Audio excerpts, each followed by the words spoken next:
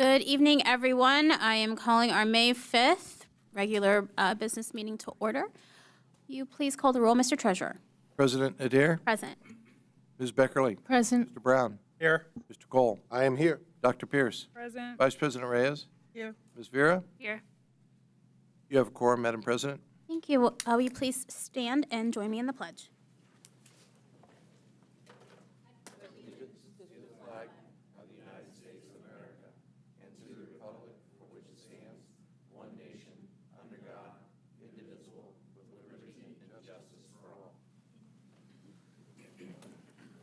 Thank you, board members. On our agenda this evening, we do not have any public comment on agenda items. We have a report from our superintendent, no report expected from our internal auditor's office. We have a report from our treasurer. We have several items on our board matters. We have our consent agenda. We have a speaker on non-agenda items, and we will have an executive session this evening, and then we will come back to adjourn. Is there a Motion to approve the agenda. There is a motion. Is there a second? Second. Any additions or changes to the agenda? Hearing none and hearing no objections, the agenda is adopted. Thank you. So we're going to go ahead and turn it right over to our superintendent for her report. Good evening, Madam Superintendent. Good evening, everyone. So for my report tonight, I would like to bring up Dr. Michelle Klein, and we're going to talk about a great partnership with Nationwide Children's Hospital and Primary One Health. This would be an exciting opportunity for our students and families in the Columbus community. I'm just really excited to announce publicly this partnership opportunity. Dr. Klein? Thank you so much, Dr. Dixon. I appreciate this exciting opportunity to share with you the most exciting news of my year. We are going to be able to have some school-based community health centers, and I want to tell you all about them. Our school-based community health centers tie into our priority number 1 and our priority number 2 of our strategic plan. That is the whole child focus and the equitable opportunities for all. Columbus City Schools, Primary One Health, and Nationwide Children's Hospital teamed up to write 2 grants for 2 separate school-based healthcare centers. Columbus City Schools, Primary One Health, and Nationwide Children's Hospital were awarded the full cost requested for construction and operations of the Columbus Global, Columbus Academy, and Fort Hays properties.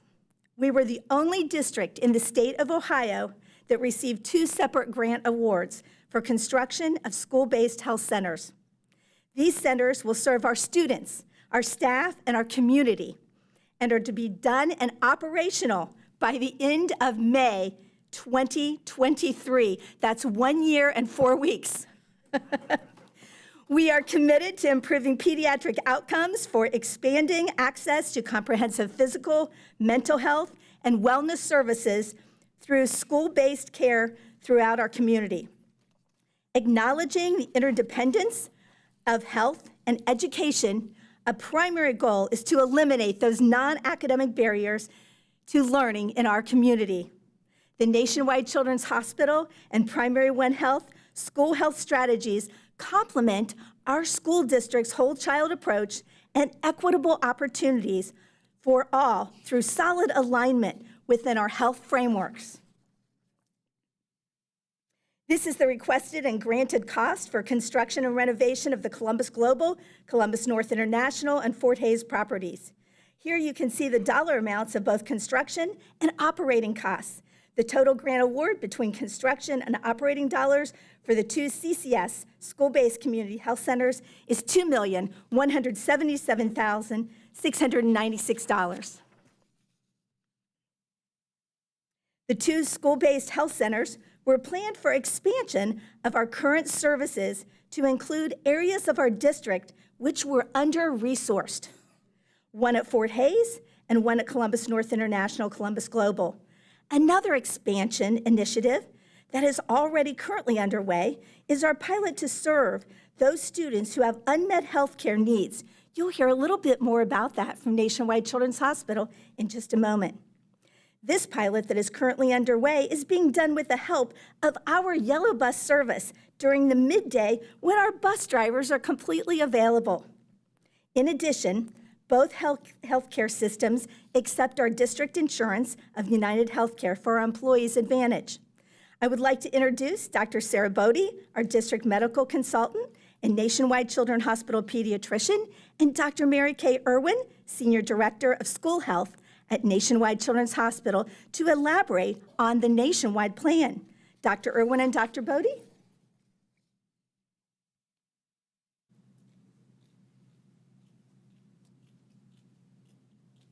Good evening, and thank you for having us. I don't know if I can match that enthusiasm. We love this work. We're so happy to be here with you tonight to talk to you about this expansion. But, Dr. Klein really said it all in terms of, sharing mission to take care of the kids in our community. And we're so excited to have this opportunity awarded to us by ODH so that we can do more together. So we're just going to briefly give, I think we only have 5 minutes, so we're going to go pretty quick and just give you the overview of the nationwide plan. So if you want to go to the, do I have the ability? Whoa, that's fancy. Okay. So yes, we frame our work, as you know, around a whole child approach. And this graphic here just gives you an idea of our current infrastructure. We like to show, I think the animation will come up here, point out just to make sure people are really clear and understand the difference between a school-based health center and our valuable school nurses. So the school-based health center, think of that as a doctor's office. It's a doctor's office inside a school in which we do all the things that a child could have done at a traditional doctor's office. And the school nurse still does their very important daily job. And the school nurses are the very best partner to a school-based health center. So we are going to do more of that work. The reason it's up here is they are our best partners in your district, but we also do some things dedicated to school nursing. We have some pilot programs where they have access to the medical record for the students that they care for. We do a lot of professional development in partnership with that group. And then you can see the other icons of the work that we already have existing in your district. But we're here today to talk about, is it not going forward? There we go. Okay, so here is the brief timeline of our history together. And so prior to 2015, Nationwide Children's and Columbus City School really have quite a rich history in behavioral health and even mobile units. But it was in 2015 in which that partnership really changed and evolved to be very intentionally comprehensive and to add more so that we were really layering in with your whole child framework. And so you can see, I won't read these things to you, but I think it's exciting to reflect and see the success and to know that while we're proud of what we've done, we know it's not enough and we need to do more together, and this grant gives us that opportunity. This gives you a picture of primary care services. So not necessarily all those other icons when they're disease specific, but we wanted to laser focus on the primary care current platform here in the district because what we're adding is more primary care. So you can see there on the left, those are the school-based health center locations that are currently here in the district. And then on the right, those are the locations that our mobile units go very frequently. And so then you can see there on the map, the circle is where the Fort Hays, the new center, is going to be.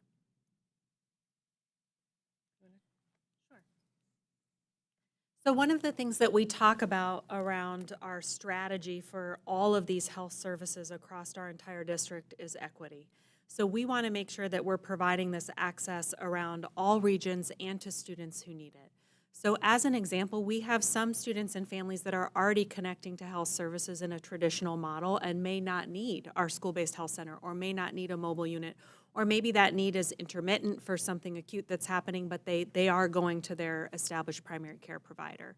So what we really take a look at from a population level across the district is what is the status of the health of kids in our district and where are we seeing that need? This chart is really to just give you a snapshot of the fact that there really is need across the region. So this is broken down by the region here. We have total enrollment. This is based on a one-time snapshot about a year ago of enrollment. So understanding that numbers go up and down with enrollment. And then what we really do is we take a snapshot of what percentage of kids are on Medicaid insurance in the district.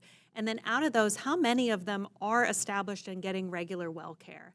And I think what you can see here is that across the district with this particular population, we have anywhere from 60 to 66% of kids who are not up to date on accessing regular well care. What does that tell us? We have more work to do, right? So it tells us that when we go in and open up a new school-based health center or have a mobile unit coming to a school, we're very intentional about who it is we're trying to connect with these families and students in a way that best meets their needs. And so we always continue to look at this. We look at updated numbers. We look at data on a school level, on a monthly level, to take a look at how are we connecting to services to the kids who need us the most. And so that will continue to be our strategy. And I think you can see on the right, we have school-based health centers and mobile units that come and service every area of the region, but some of it more than others. And so we take a look at that when we're thinking about this strategy of expansion, both with the school-based health center, with the mobile units, and now with our new potential for transportation. What schools are we not connecting to? What students are we not connecting to that we need to do that? So our hope is to then have equitable access across every region, school area that's for the students that are needing those services. This is just a picture of Fort Hays campus. So our new school-based health center will be on the Fort Hays campus.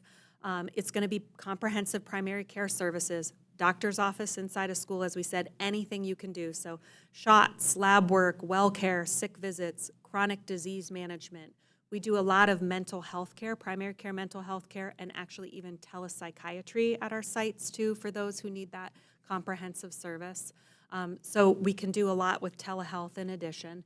And then we're excited, a new service on this Fort Hays campus is going to be also involving our chronic complex care colleagues. So think about those kids that really have those needs, whether that's for wheelchair or other needs or ventilators or tracheostomies or G-tubes, those complex needs, those kids can now also get seen right on campus there, both locally at our school there with Ames, but also with a transportation model. So we're really excited to be able to offer that service for families. That's going to be really important. This is just a draft floor plan. It's going to change a lot of different times in combination with our work with Columbus City Schools and their architect team and with Alex. And so just to know that we are having 4 exam rooms. It's going to look like a doctor's office as you would, and you come in. It's going to be able to service those kids with complex care needs. So what that means as far as access to that, you know, length of doorways, specialized lifts, things that we need there. So we're really excited about that as an opportunity. Project timeline, we're kicking off. We kicked off in April, and now we're here with you, and we're developing our community engagement plan. We're just starting, again, with the architect around construction and planning for the building. We will amend our existing MOU that we have with Columbus City Schools, and we're really working, again, with the Fort Hays leadership team, too, on some site-specific things that we need to do. And anticipated go-live is the end of May next year. So it's an aggressive timeline. We know that, but we've done this before, and we'll work to do it again.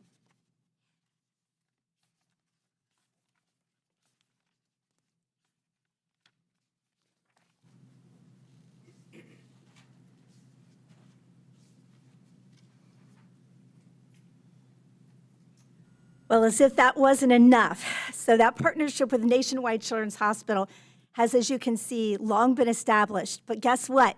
We have another new kid in the block. We have another partnership that we are so excited and happy to welcome. Primary One Health, please give a hand to Charlita Taveras, the Chief Executive Officer. Charlita?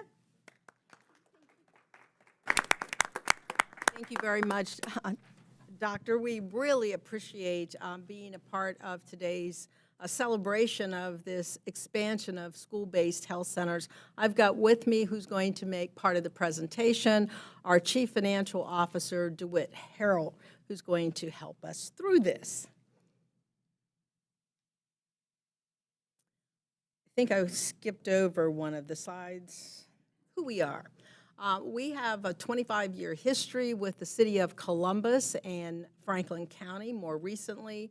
25 years of service. Currently, we have 12 physical sites and 4 mobile health centers, 2 on the road at this point in time.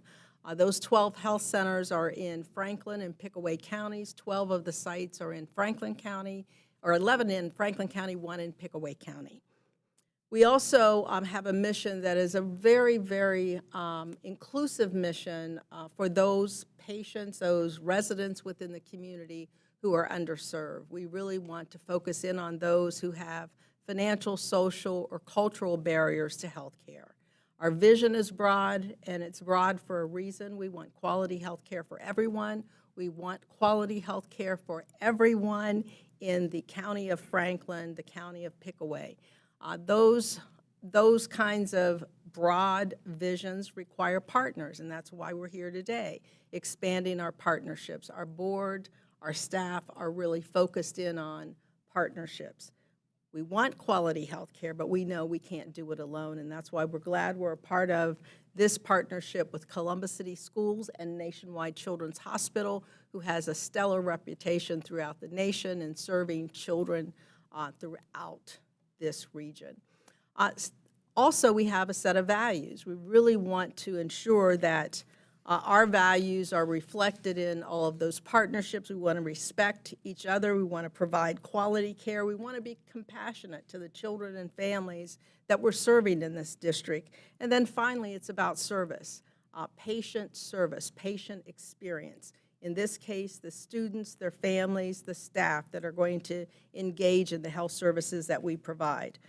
As I said, we have a long, long history in Central Ohio, but that goes with many, many people who have contributed to that history. I'm just the latest CEO. We're going to be celebrating that 25th anniversary.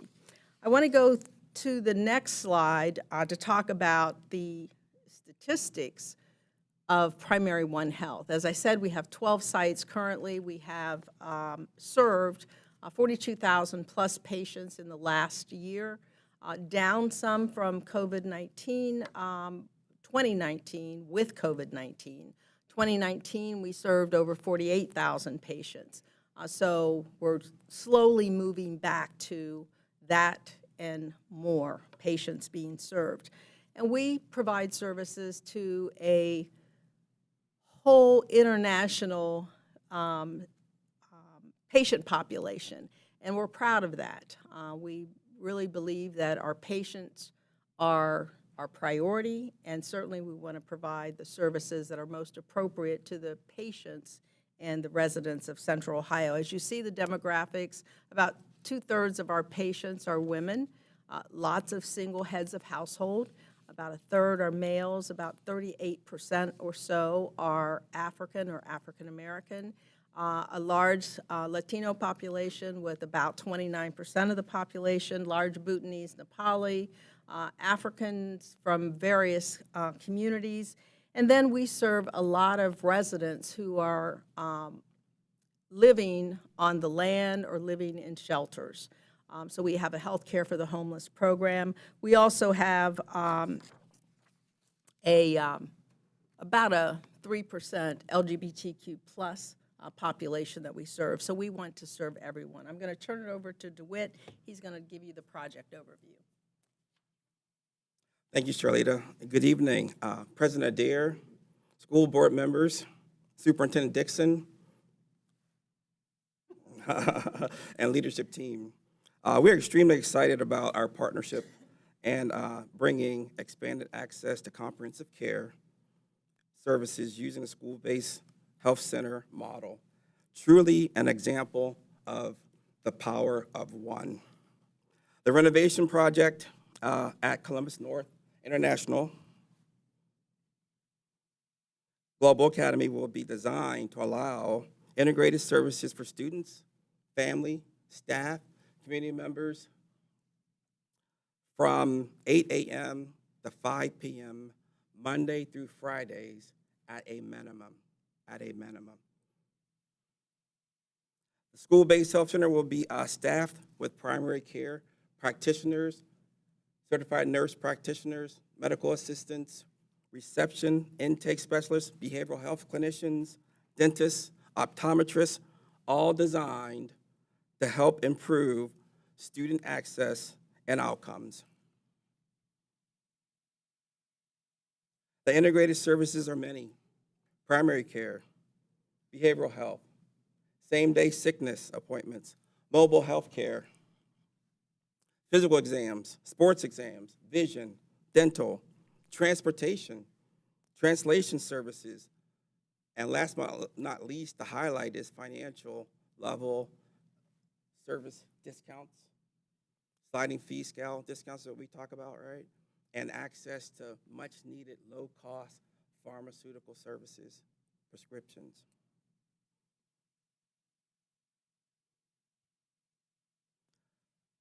The grant funding is amazing. You guys saw that earlier. 34% of the grant funding will go to capital renovations. The remaining will go to operating services, hiring clinical staff, information systems, furniture, fixtures, and equipment, and operations overall. Key requirements on the right-hand side of this particular slide is extremely critical. As mentioned a little bit earlier, the run date for this is 12 months. We're off to a great start. We are. CCS will own the renovated property. Think about that. An increased asset for the district. The training academy that you see on the right-hand side here, requirement is a great benefit. The design is moving swiftly with the support of Moody Nolan Architects. The program services you see on the right-hand side of this particular slide is driving the ultimate design. The design phase is planned for completion at the end of this month.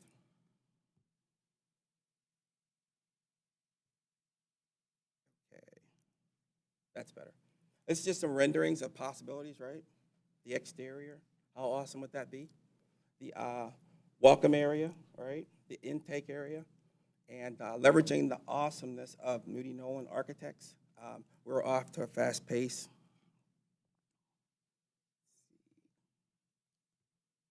Okay. The timeline, as you heard a little bit earlier from Nationwide Children's Hospital, is very aggressive. Highlighting here at least 3 things: community engagement, renovation, build, and hiring critical staff are all vital to the success of the project. Our project team is awesome. Please stand if you were here this evening.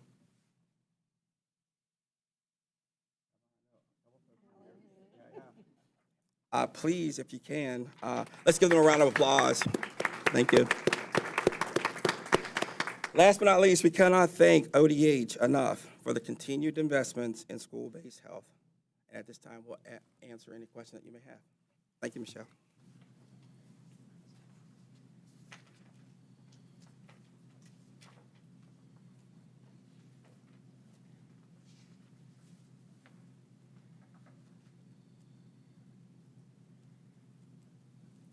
So special thanks to all of the team members who have worked together to make this grant possible. Nationwide Children's Hospital and Primary One Health for their assistance in continuing to reach the medical needs of our students, staff, and community.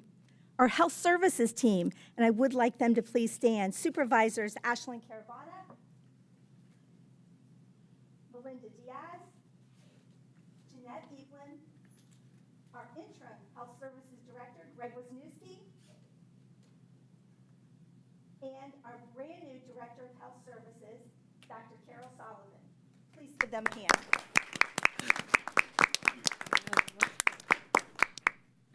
Special thanks to our Superintendent and Board of Education for their continued vision and support to meet our strategic goals. Number 1, whole child focus, and number 2, equitable opportunities for all, allowing our students, our staff, and our community to use the school-based community health centers. And last but most importantly, special thanks to Alex Trevino and his project managers, Linda Ergeson and Ansley Stevenson, for their collaboration with our external partners to make this dream a reality. Alex? I invite all of you in 1 year and 4 weeks to come with me to the grand opening. I look forward to seeing you. Thank you, Dr. Klein. Did you want to do questions, Dr. Dixon? Okay. We have Board Member Cole, then Dr. Pierce, then Vice President Reyes. Thank you, Madam President.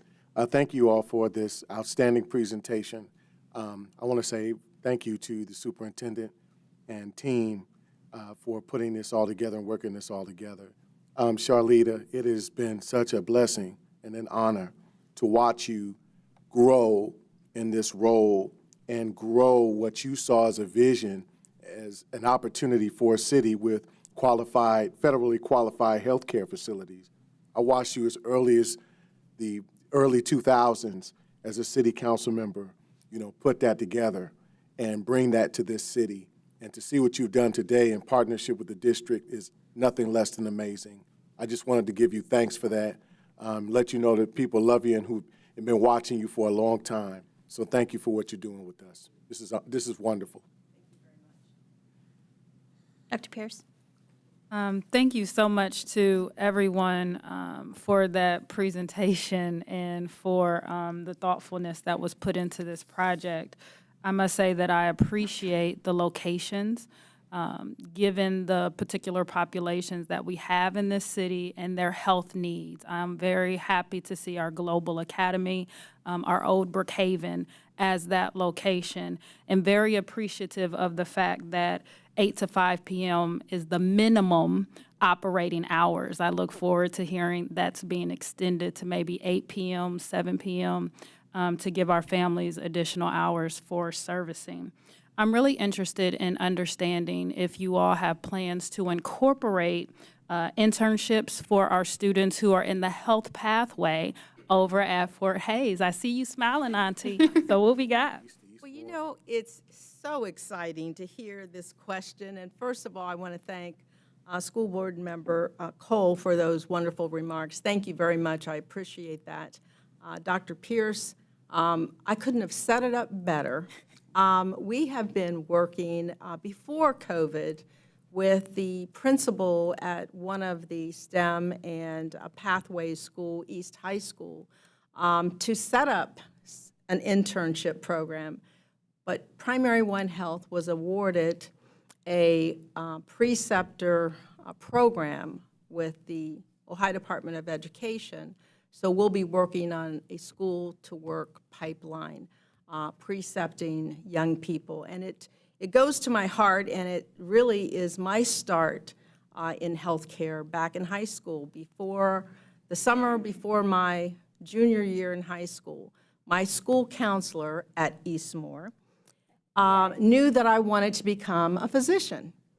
And her husband heard about a opening at Sears Distribution Center. For those of you who are familiar with that distribution center when it opened up, they had a medical team there. Everyone had to have a full physical before you started. And so I interviewed and I got the position. I worked at that job from the summer before my junior year for 7 years as I went to college, got married. I met my husband at Sears. What's so important is that it started my pathway to where I am today. I didn't become a physician, but I became a policymaker and now an administrator with a healthcare organization. I had people who invested in me, and that's what Primary One Health wants to do with young people, putting their education first. No more than 20 hours. No more than 20 hours. We don't want the students to get used to the money and think that this is great and wonderful and then not continue with education. While they're at Primary One Health, we want them to be exposed to all the various career opportunities, to start getting those certifications while they're in high school, whether they become a medical assistant or a tech, a dental tech, optician's tech. We want them to have the exposure and that we groom, mentor them to go on into careers. So it's a wonderful opportunity, and we are so excited about this opportunity with Columbus City Schools. I really appreciate that. I had the opportunity to speak with Executive Director Mary Howard over at OSU East, and she has a similar story to yours in that she started her internship at OSU East when she was 17. And so I think if we can, Superintendent Dixon, just highlight that with our students and provide this opportunity, this is definitely a win-win for our district and our community. So thank you so much. President Adair? Yes, To ma'am. Board Member Pierce's question, just want to let you know that's already being worked on. Kenny Lee is working with Dr. Ruffin and with East High School, as well as our Fort Hays Career Center, and with our new Columbus North International, Columbus Global pathway, because they're very interested in doing some medical things now. So we have some new things on the horizon for you. All right, Vice President Reyes, and then Board Member Brown. So I too will start with a thank you. I don't like to say the senior member on the board, but Alex was here, I think, when we were talking about this, I think in the 4th phase of the FMP process many moons ago, where we were talking about just particularly at Fort Hays, to expanding and trying to provide medical services for the district. You know, it always says where timing meets opportunity, right? It would have looked a lot different. It may have not been as good, or at least I feel like it's really better because now we have 2 locations. Because at that time, we were only envisioning Fort Hays. We weren't envisioning a second location. And the other part that excites me is if you're looking at internships, you're going Global Academy. We're talking about the linguistic piece that, Charlie, you and I have had conversations about that need, wearing my other hat, where the translation, you talked about the 27%, especially Latino community that I work with on the West Side. We're always referring to both these organizations. And we're very excited that we have somewhere to refer. Now we have even multiple locations to refer. So my question, because of those 2 hats, really comes from the counseling piece, the mental and behavioral health portion. One of our other partners provides not only the child with some of those services, knowing full well that some of those issues may need to be addressed at home and need our families to come in.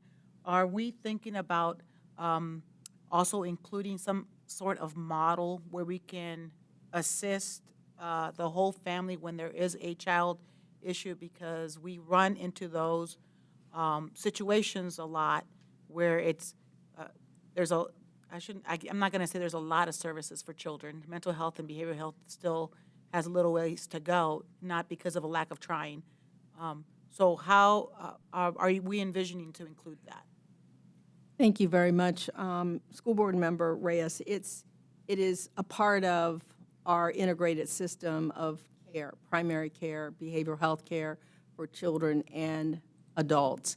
And certainly if there are family dynamics that need to be addressed in a family setting, then our clinicians will work with both the child, the parent, guardian, and then bring them together as appropriate. So it's a model of care that we believe is important, particularly if you want to address some of those behavioral issues that may exacerbate the relationship between school and home, and also to ensure that all of the members of the family get the care that they need.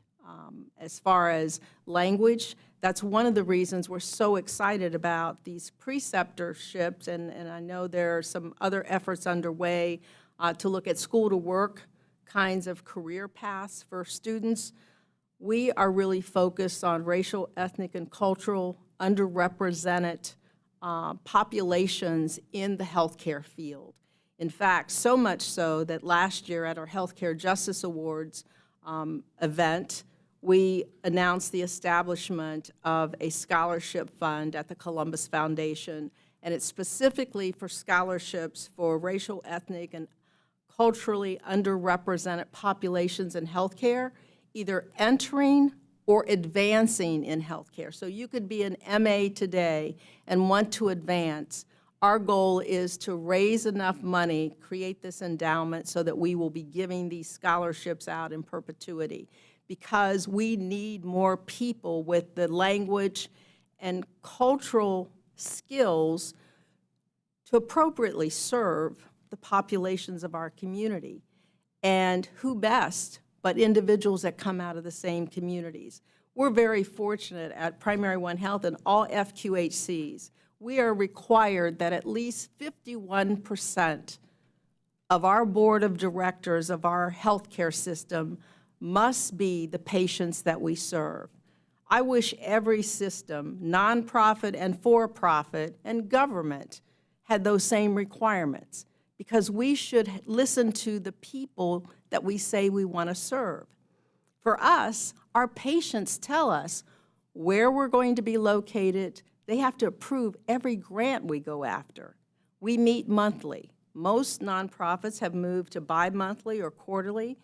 Our patient-led board determines where we locate, hours of operation, what services we provide.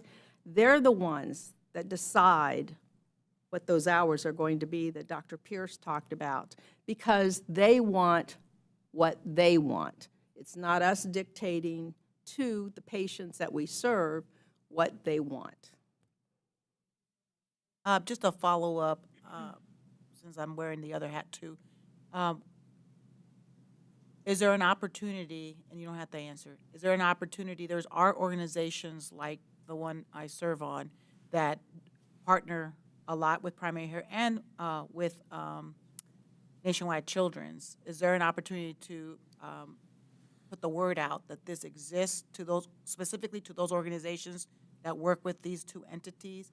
I have the fortune of being at this table, so I know to spread that word to the clients that I serve, but it'd be nice if that came to those organizations that currently work, those nonprofit organizations that currently work with these two entities, so that we know now we may have a new place to refer our families to. I'm not going to speak for my colleagues at Nationwide Children's Services, Nationwide Children's Hospital. However, I'm sure that they love those partnerships, and I know that Primary One Health is absolutely interested in those partnerships, and you can share any of the information and share the phone numbers and email addresses. Thank you. Thank you. Board Member Brown. Thank you. Just very briefly, I too have known you a long time, Charlotta, and I think it goes back a decade before Michael. But in any case, you were one of the bright faces I got to meet and see when I first came to Columbus. And I too have watched, often from a distance or online, but have watched your career progress and watched the good work that you do. So thank you for that. I also want to mention, especially one of the things that I really like about all of this, and it makes it exciting for me, is the collaboration, the partnerships. This is a more parties involved than most, by far, and it's all phases working together, each doing what they do best, and putting together this project. And I'm impressed and I'm pleased. So thank you.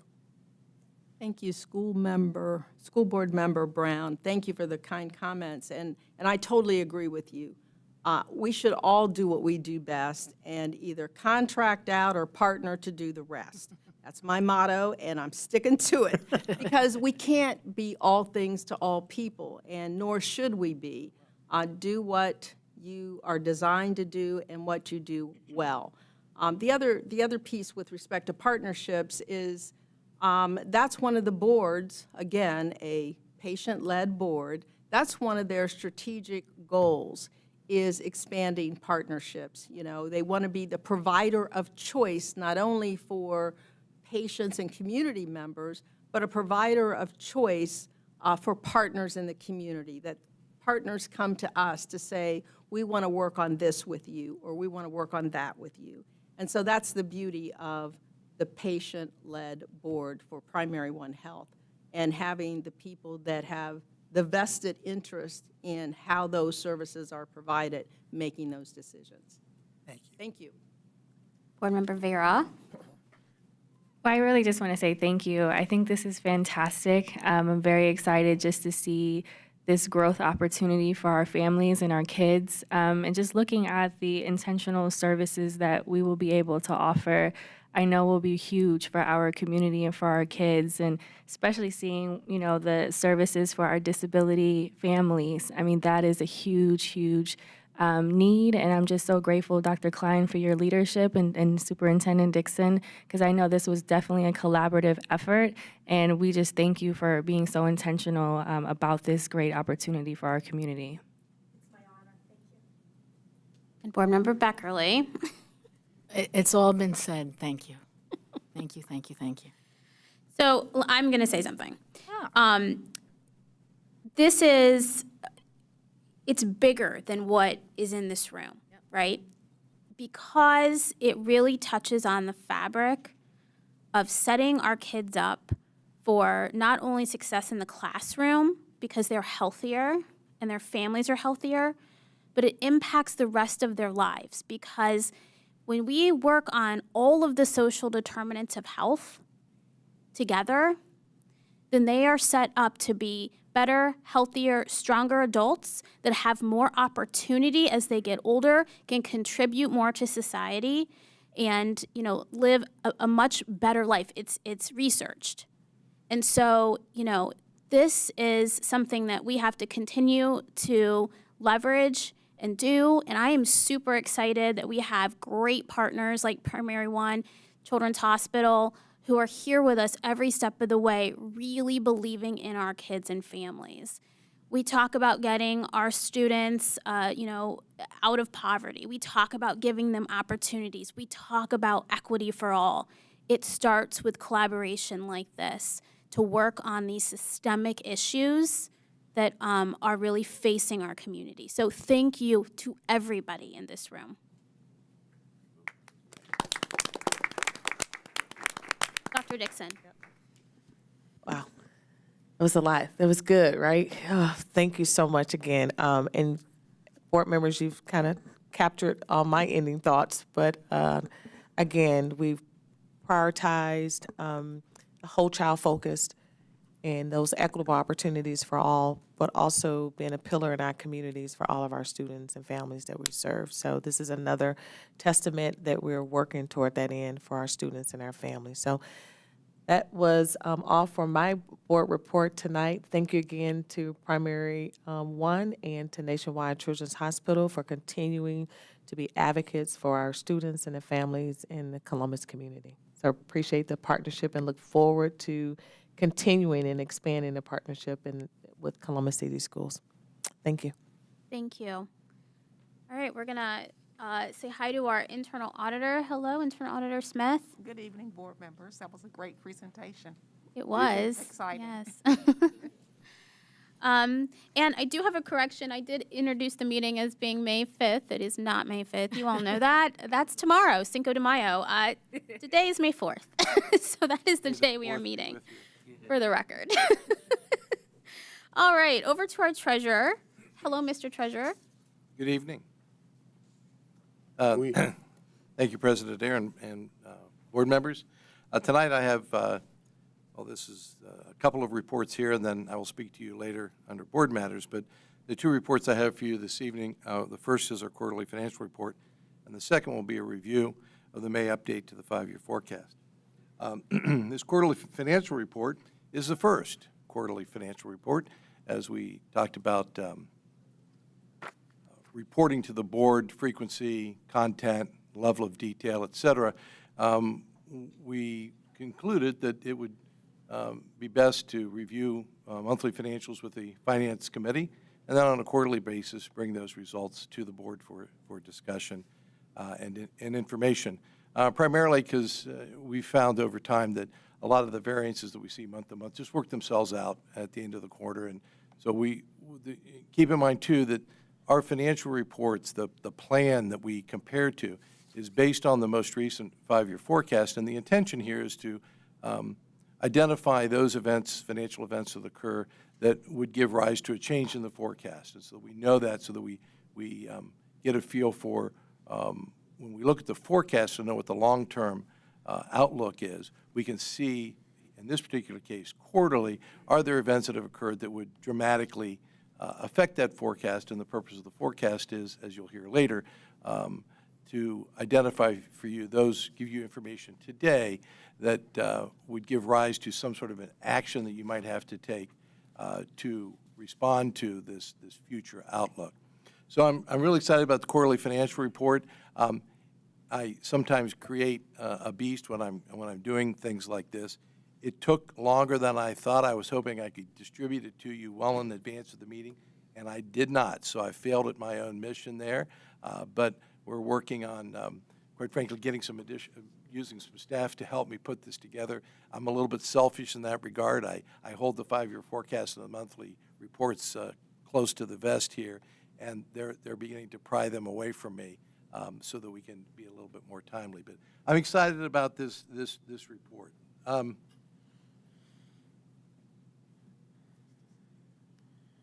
Did I kill it? We're so excited that it's So excited. It blew a fuse. I pressed my clicker button, and I seem to be something wrong. It's there, it's there. There it is. There we go. Thank you. It was the fade. It was. There you go. So I want to explain to you how this report is laid out. I prepared it in 3 sections in increasing level of detail.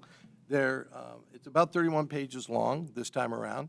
The first 5 pages comprise the executive summary, a very high level.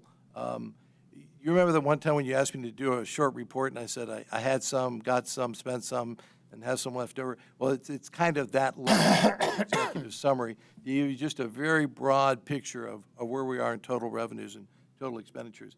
The next 6 pages cover the major revenue and expenditure groups. I grouped them into 3 groups.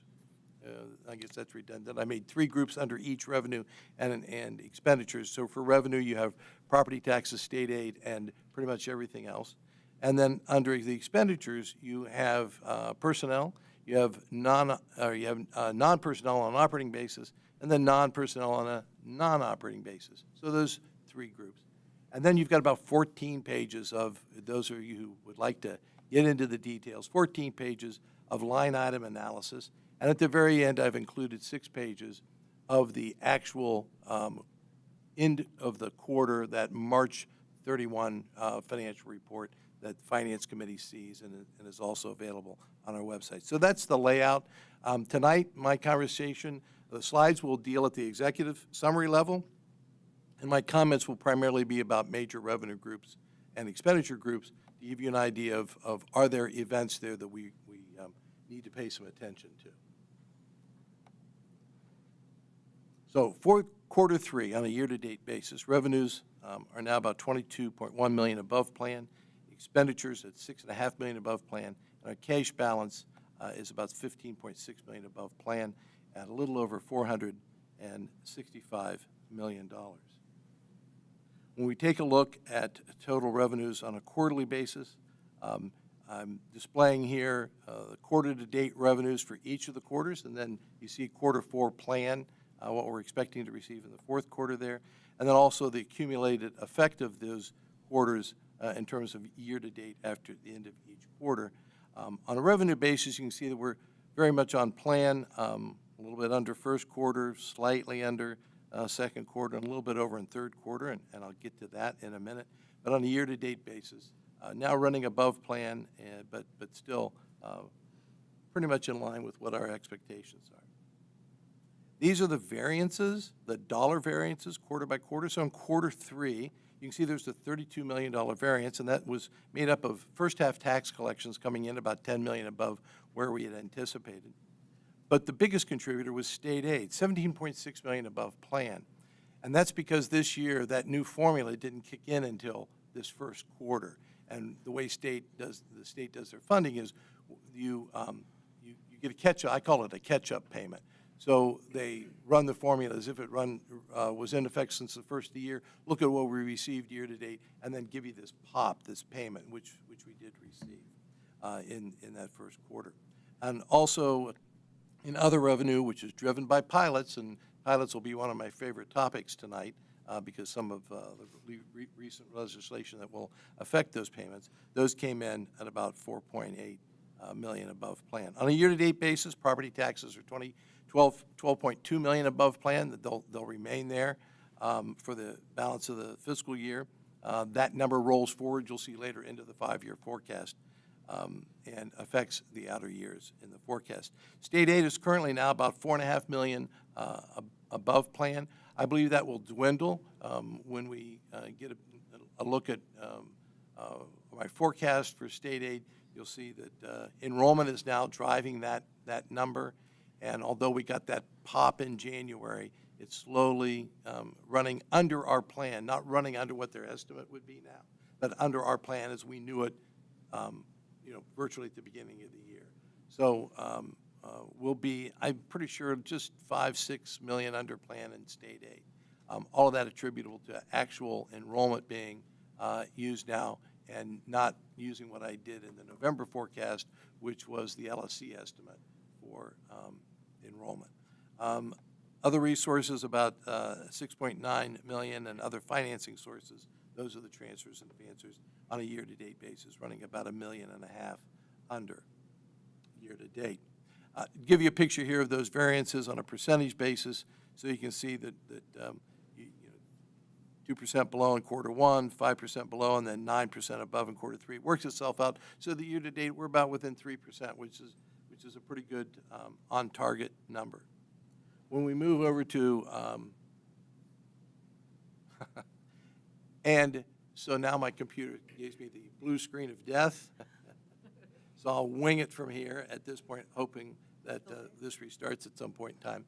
But you'll see these are the actual numbers for quarter to date and year-to-date expenditures. Again, slightly under in the first quarter. What? Oh, actually, what I need is I need my notes. Give me a sec here and see if this restores itself.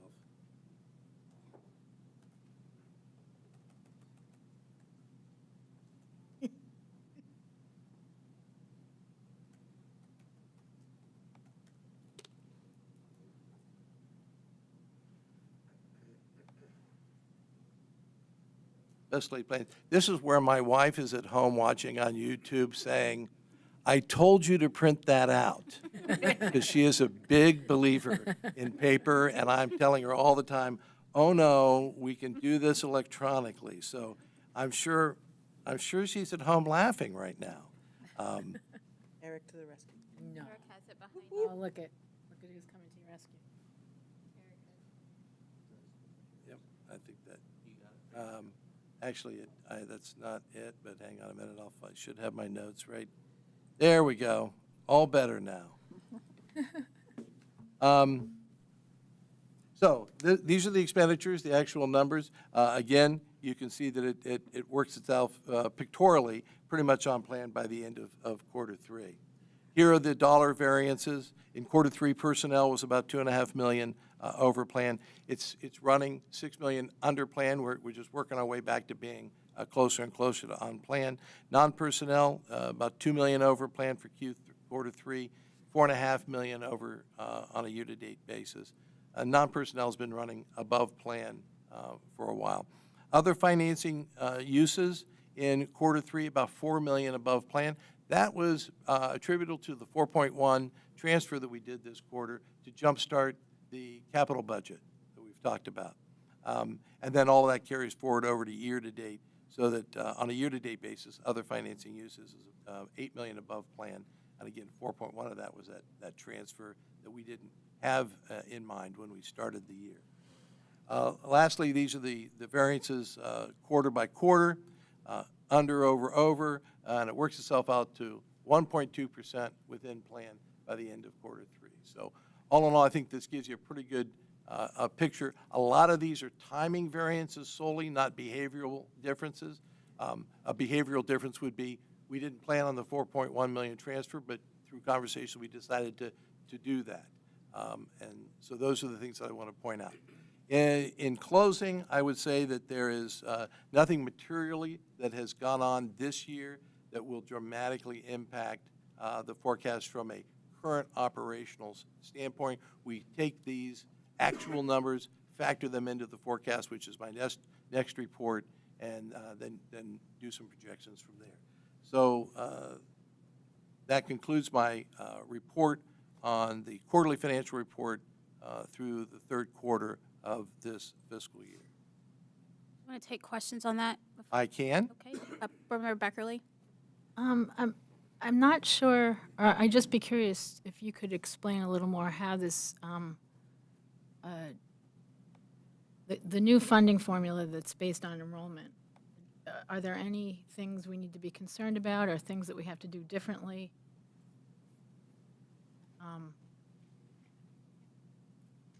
Any thoughts about that? Or Sure, I'll take those two.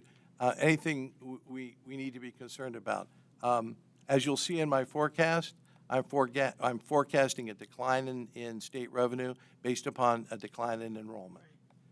It's small, 1% to 2% a year, but unlike all the previous years where I've either had an increase to forecast or we thought a conservative would be to flatline it, now that we're based on enrollment, now that we look at some history on enrollment, now that we have an enrollment projection from FMP, we combine all of that and say, you know what, this number tends to be trending down, so we should factor that in. Well, I don't know that this indicates anything that we need to do different in answer to that question, just to understand that we are factoring in these actual results into the forecast. I don't think there's anything in this report that would be terribly noteworthy. I think in the forecast there are some things and some risks to the forecast that are noteworthy that I'll get to. okay. Because what I'm thinking about is, you lose, I'm just being very concrete, but you lose 10 kids.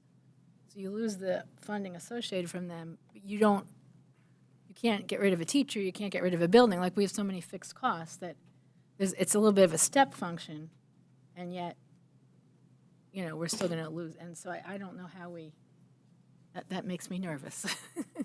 Yeah, and the decline in enrollment, again, think about 47,000 Right. students and 1% of that. Sure. And they don't all happen on the same street in the same grade level. Exactly. They're spread throughout the district, so it takes a while for that to have an impact on us. And so you do have to, you being Dr. Dixon and her team, Right. and Dr. Brown, who does those enrollment projections, you do have to think about trends and what is the magnitude that then has you react to that. Okay. But every year, school starts and we look at where the kids, what's each building, and there's adjustments there all the time at the beginning of the year based upon where the kids actually come in. Just like any projection, you do the projection as best you can, but then the day comes that it's a reality, and then you have to respond to that. So, but you're right. It's 1% change might sound like, boy, that's quite a few children, but it's spread out Right. over so far that you don't get an immediate behavioral change. So it really has to be a longer-term macro look at that. If Okay. that's a fair enough statement. Thank you. Mr. Cole? Thank you. I'll be very quick. Both of you hit it right on the head. I see this as more of 1,000 cuts type of situation. When you have the constant percentage decline, but you have on per annum an average of a 3% increase in our operation costs, this does become a problem. And to me, this is a trend that we need to be very proactive about right now. Right now. And one of those key variables is not only what we're seeing happening, but what we don't know is going to happen. The ambiguity of our biennial budget and how they make decisions in that space dramatically impacts us, even to this day right now. So to me, I think it merits us taking a very proactive and aggressive stance at recouping, reincorporating, growing our student population, bringing our students back, student recovery. And to me, that our SOFG, our student outcomes focused governance, that model, I think, as we see growth in that space, that contributes to the narrative of why and how students will come back. But to me, I see it a little differently. I see it more as 1,000 cuts that either not only bleeds you out, if it doesn't bleed you out, you get infected. So this is a big issue for me. I think what we'll see, especially in the pilots piece moving forward, we'll see another space where we're taking a big hit. That's, yeah. We're taking a big hit, and this was, Board Member Vera, this is one of those models that we were using to thwart against, to battle against, to be proactive against tax abatements. Okay, so I'll let this go, but thank you for that. Okay, looks like there's no more questions on this. I'm going to go ahead to We'll your move on to forecast. the 5-year forecast. I'll wait for that to come up. Thank you. This is the May update to the 5-year forecast. Time period that it covers is the same as November, but we've simply updated to reflect the best information we have at our fingertips at this time. As always, I start with a few caveats about forecasting, about how difficult it's to do, and some of the uncertainties that we faced. Again, as I do with every forecast, I give credit to Board Member Brown for sending me this quote, because it really is, it encapsulates or it captures the essence of what the forecast is intended to do. And it's the last part of this quote, is that it's to tell you what you need to know to take meaningful action in the present. So I'll see some things, as you just heard, Board Member Cole's going to see some things, and others of you may see some things in this forecast that will give you kind of to step up to a call for action, if you will, about certain aspects. But that's what that's about. It's very trend-based, and that's how we look into the future. You know, there's a legal requirement for us to do this November and May. Used to be October, as you recall. We now do it in November, so if you have an operating levy on the November ballot, you can incorporate it without having to file a second 5-year forecast. And this is my big quote, that it's a snapshot, it's got a lot of assumptions, and I know it's going to change. So on to the May forecast.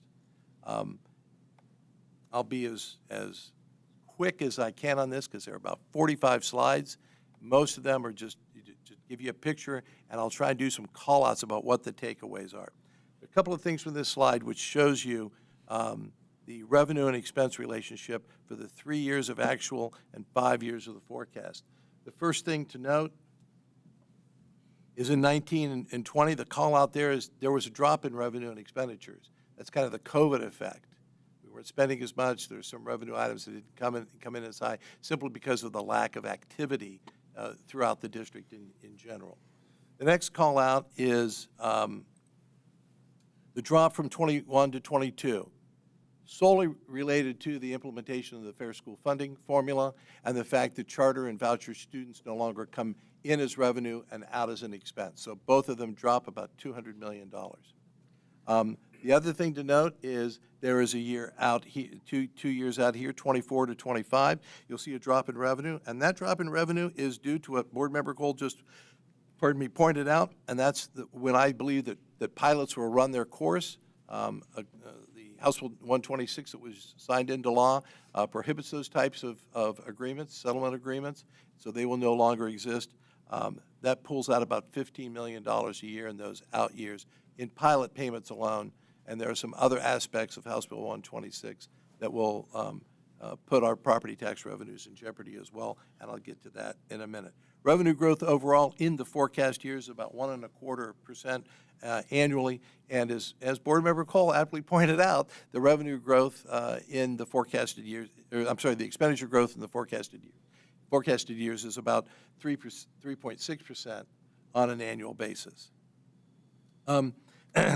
This is the line of revenue and expenditure. Revenue over or under expenditures is kind of, are you operating at a deficit or a surplus? And you can see here the green bar that for the first couple of years we build a cash balance, and that in fiscal 23 we begin to eat into that cash balance. You can see the cash balance in the blue line reflecting that, and it declines from 290-some million in fiscal 22 down to 111 million projected for fiscal 2026. The yellow bars are our 60-day reserved cash balance. The idea here is that should always be positive, and just note that in fiscal '26 it's projected to not be positive. In other words, we don't cover, that cash balance does not cover 60 days worth of expenditures. Is it a large number? No, but just know that the calculation says if it's gone negative. Getting into line items here, property taxes and the property tax allocation that comes to us from the state, I put them together just so you can see what that growth looks like. The combined growth rate here is about 2.27% annually, but at least there is some growth in property taxes that we receive. This is state aid. Now, we have two lines for state aid, the unrestricted state aid and the restricted state aid. And you can see here, look at 21 to 22, the big drop. That's because of the new funding formula. And then you'll see in those out years, 23, 24, 25, and 26, that those bars are getting slightly smaller. There is a jump from 22 to 23 as planned in the Fair School funding formula when certain other aspects get funded and DPIA kicks in. And in the restricted funds, I'll tell you that the categories are student wellness and success. They've got some limited expenditures there. DPIA used to be called economically disadvantaged aid, but it's now called disadvantaged pupil impact aid, DPIA. DPIA was around when I did this job 20 years ago. They just resurrected the name. English learners funding, gifted funding, and career and technical education funding. Those all come to us and are reported as restricted funds, and so we account for them that way. And why is 131, why, I'll keep. What's that again? I'll ask later. I'm wondering why the slight decline, 131 in unrestricted state aid in 24, and then a little bit less and a little bit less than that. In the unrestricted, that's the enrollment. Okay, that's what I thought. Okay. I just want to make sure I was understanding. That's the enrollment Thank you. decline. I show you this just on a percentage basis to demonstrate that pre-22, we were on a cap, and therefore the differentiation or the allocation between restricted and unrestricted for us was an accounting convention. I've spoke to that previously, but it really was an accounting convention because you were told, well, these line items come through and aren't subject to the cap. Well, the calculation is simply let them go through into our funding that we receive. We subtracted those from the total capped amount and spread the difference. Well, that was smoke and mirrors to me. But that's why I always combine those two lines, because the differentiation or any movement between 1035 and 1040 was accounting, not behavioral, not part of the calculation per se. Now it's much truer. Those two are driven by enrollments in those particular, in the funding for those particular categories. So I just wanted to demonstrate that for you there. This is all other revenues and total other financing sources. Other revenues are things like tuition, investment income, pilots, income tax sharing from abatements, win-win payments, which are being phased out, and our Medicaid reimbursement. The takeaway from this graph is the $15 million in pilots that I've removed from the forecast beginning in fiscal 25, so you see that green bar drop a lot. The other financing sources are transfers and advances in, not necessarily a lot going on in there, at least on this chart.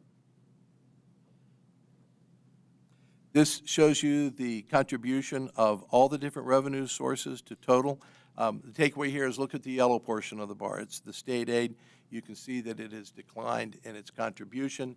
And when I look at it on a percent to total basis, you can see how that's changed. We previously were 52% local, 35% state. I'm sorry, 52% property taxes, 35% state. We're now about 70% property taxes, 20% state aid.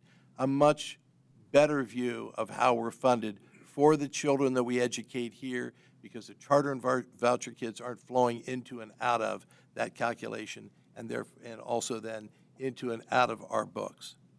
Moving over to the expenditure side, these are the total personal expenditures broken out, salaries and wages and fringe benefits. Overall, about a 3.62% increase, 22 to 26. Other than that, nothing noteworthy. It includes the personnel activity additions that Dr. Dixon presented to FAC last month. There were personnel items in the November forecast. We just updated to reflect these. Not a great big change, which you'll see in a minute. Purchase services here. The green bar, you can see the $200 million drop reflective of charters and vouchers not being accounted for anymore as an expense for us. Supplies, materials, and capital outlay, much smaller portion of our budget, some increases there, and I'll talk about them a little bit later in terms of how that's changed from last November. Debt-related is the green bar here. We pay off debt in the outer years, and that drops off. And then other objects are primarily the county auditor and treasurer's fees. Not a lot going on here. Remember, this scale has moved from $100 million per line on the scale, and we're now down to a couple of million per line. So these are very, very small line items in our budget.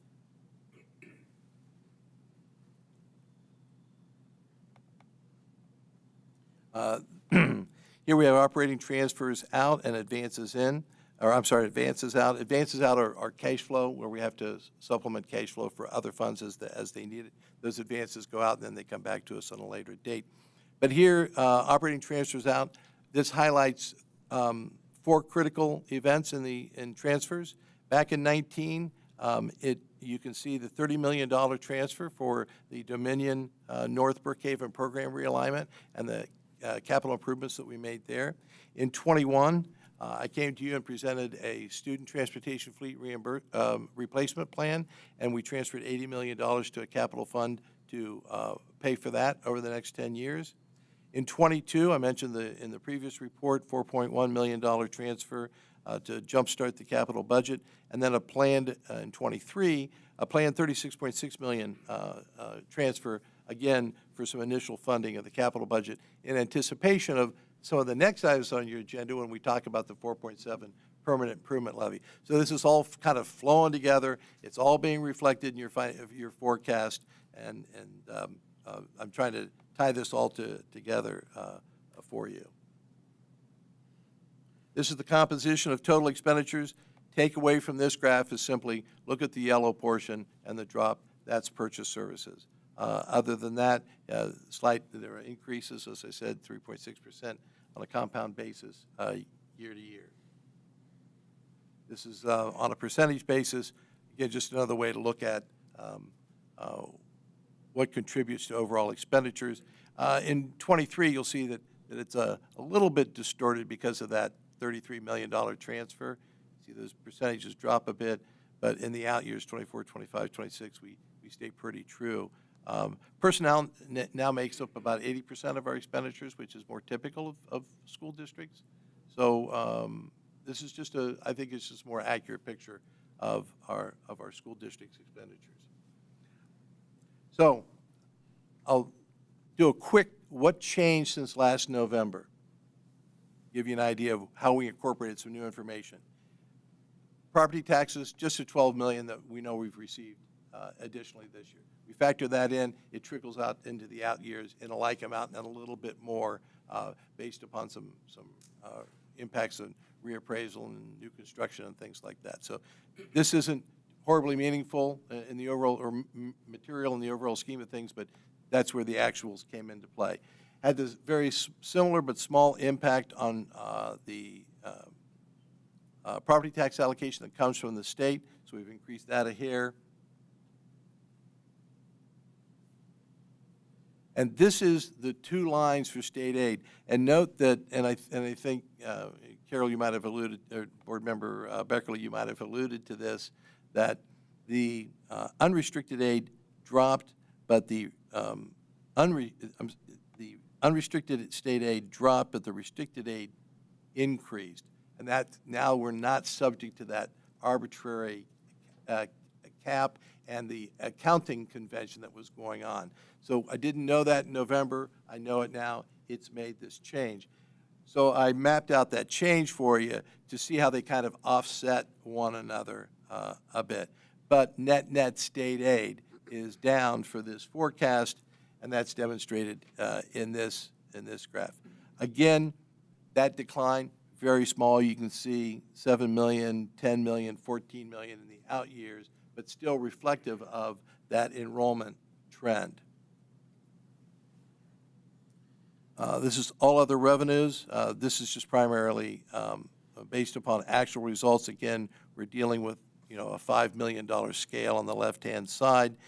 You'll see in the all other revenues the drop in 25. See, it says 12 million, a 12 million drop. That's where I pulled 15 million out for pilots, but there were some other line items increasing. So net, we're down from November about 12 million in those out years. Other financing sources, just reflective of current year results, nothing else. Moving on to the expenditure side, minimal changes relative to personnel from November, what we knew in November and what we know now. Remember we had a staffing plan included there. We simply updated the plan and made those changes here.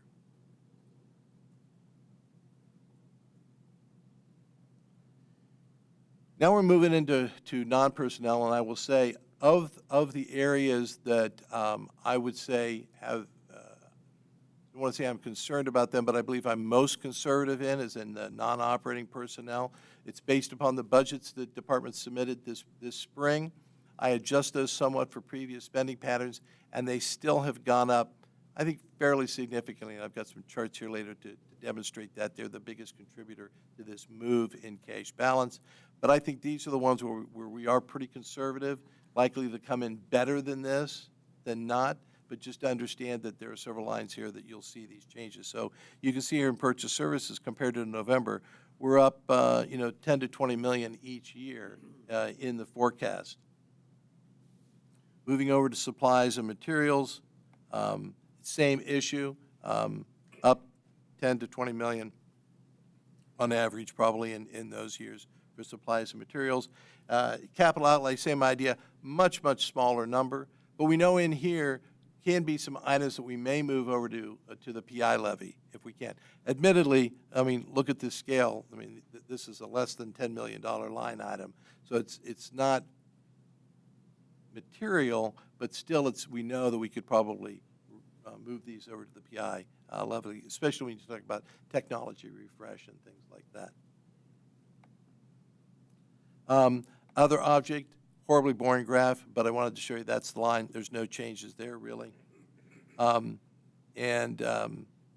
then these are the transfers. So you can clearly see here that in 22, the 4.1 impact, and then in 23, the 36.6 million impact in terms of difference between November and today in May in the update.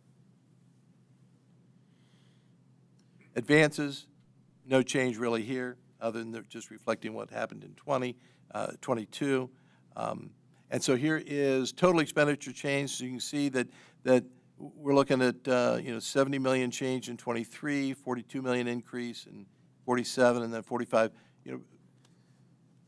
That fairly substantial compared to the revenue side, a much larger change from November to May. Our revenue over and expenditures, clearly expenditures have gone up more than revenue has, so that over-under has deteriorated, and that's reflected here in the change November to May in cash balance. As you can see, at the end of the forecast, we're down about 171 million on cash versus November, and on 60 days cash, pretty much the same thing. It's 178 simply because the expenditures are larger, so 90 days is about 8 million bigger than 60 days is about 8 million larger than 60 days was last November. So in a nutshell, that's just showing that our cash balances are projected to be lower than what we thought in November. I now want to look at what impacted cash balance. And this is what I was referencing just a little while ago. Is it revenue or is it expense? This graph clearly says it's the expenditure change. So looking at expenditure change, what constitutes the expenditure change? And I break that down for you into three pieces. Is it personnel, is it non-personnel, or is it transfers? And here's graphically you can see.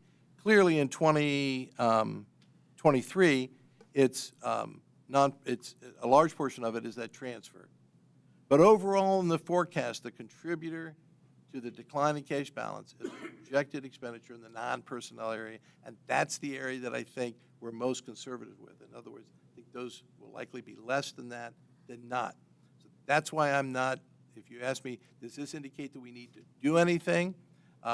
It indicates that I'm going to take this forecast and take it to Finance Committee and talk to them about timing of an operating levy and see how does this, are we concerned about that drop in cash balance? When do we need to react? What's our feeling about probability that things will actually come to fruition the way we have them forecasted? And I'm feeling that the non-personnel area, the major contributor to the decline in cash balance, probably will come out better than what it is. So I'm not terribly excited about doing anything immediately about that. And kind of a spoiler alert, I'll be pushing for not 22 but 24 to really consider operating levy considerations. So I think this data is helping us bear that out. So last but certainly not least, what are the risks to this forecast? Very quickly, inflation, especially now that we're saying, I mean, I've used 7% for inflation. It's probably a little bit higher now at this point, but inflation, response to inflation, I did not hear today what the Fed did. Did they do 50? So the Fed did 50. They haven't done, I'm sorry, they did 50 basis points increase in the target rate for overnight Fed funds rate. They haven't done 50 for a long time, so they're trying to be a little bit more aggressive. You know, that old balancing act between taming inflation and causing a recession. So we'll watch how that goes. But inflation is a risk.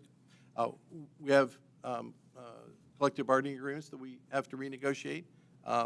And risks often are connoted as negative. It's just, I look at the word risk as meaning items that can cause a change.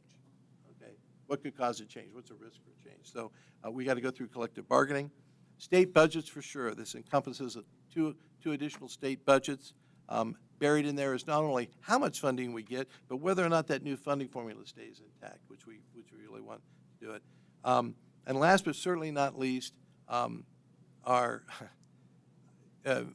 usually have a funny comment about our friends at Broughton High, but the General Assembly actions that they take that I think really, and I'm going to use the word, are an attack on funding for public education.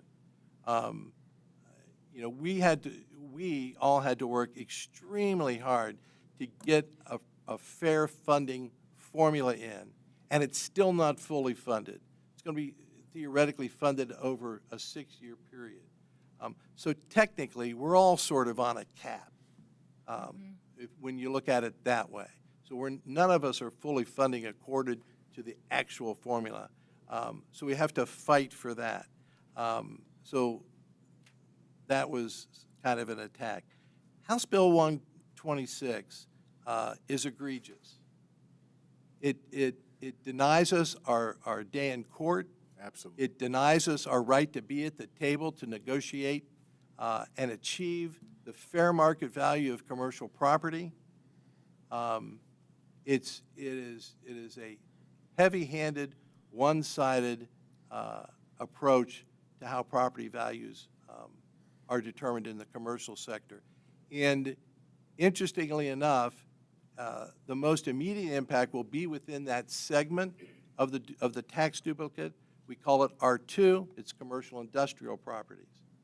And what happens when one property is unfairly undervalued versus all the other properties that are fairly valued is that by virtue of 920 and how rates are set, there will be a tax burden shift from the unfairly valued property owners to the properly valued homeowners. And we know that that happens because I'm old enough and have been around before we had a split between R1 and R2.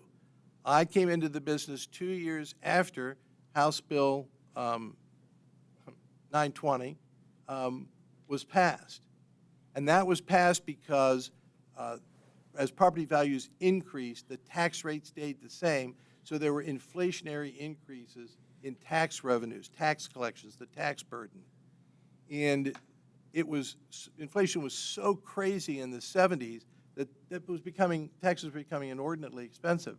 So they passed House Bill 920, which essentially says, as a property value inflates, the tax rate decreases correspondingly such that the dollar generated is the same. So A times B equals C. C stays constant. If A goes up, B goes down. It's a complicated calculation, but that, in essence, is how it works. Well, then they found out, interestingly enough, that within that entire duplicate, that residential was still growing faster than commercial. And so residential would go up, say, 20%, commercial would go up 10. They'd set the rate as if, on average, it went up 15. So my property went up 20, but my rate only went down if it went 15. I pay greater. The other person pays less. So they split the duplicate and said, okay, we'll calculate that factor for commercial industrial separate from residential. We've now created another system where it's going to be arbitrarily bifurcated in that duplicate. I think it will suppress the increases in value in commercial industrial, and long-term for new levies, make homeowners pay a disproportionate amount of the new levies if we don't get this fixed. 7 o'clock, I should get off my soapbox, but that's a bad one. There is also, I think it's still pending, legislations to impact the abatements that might be granted before they come to us for approval.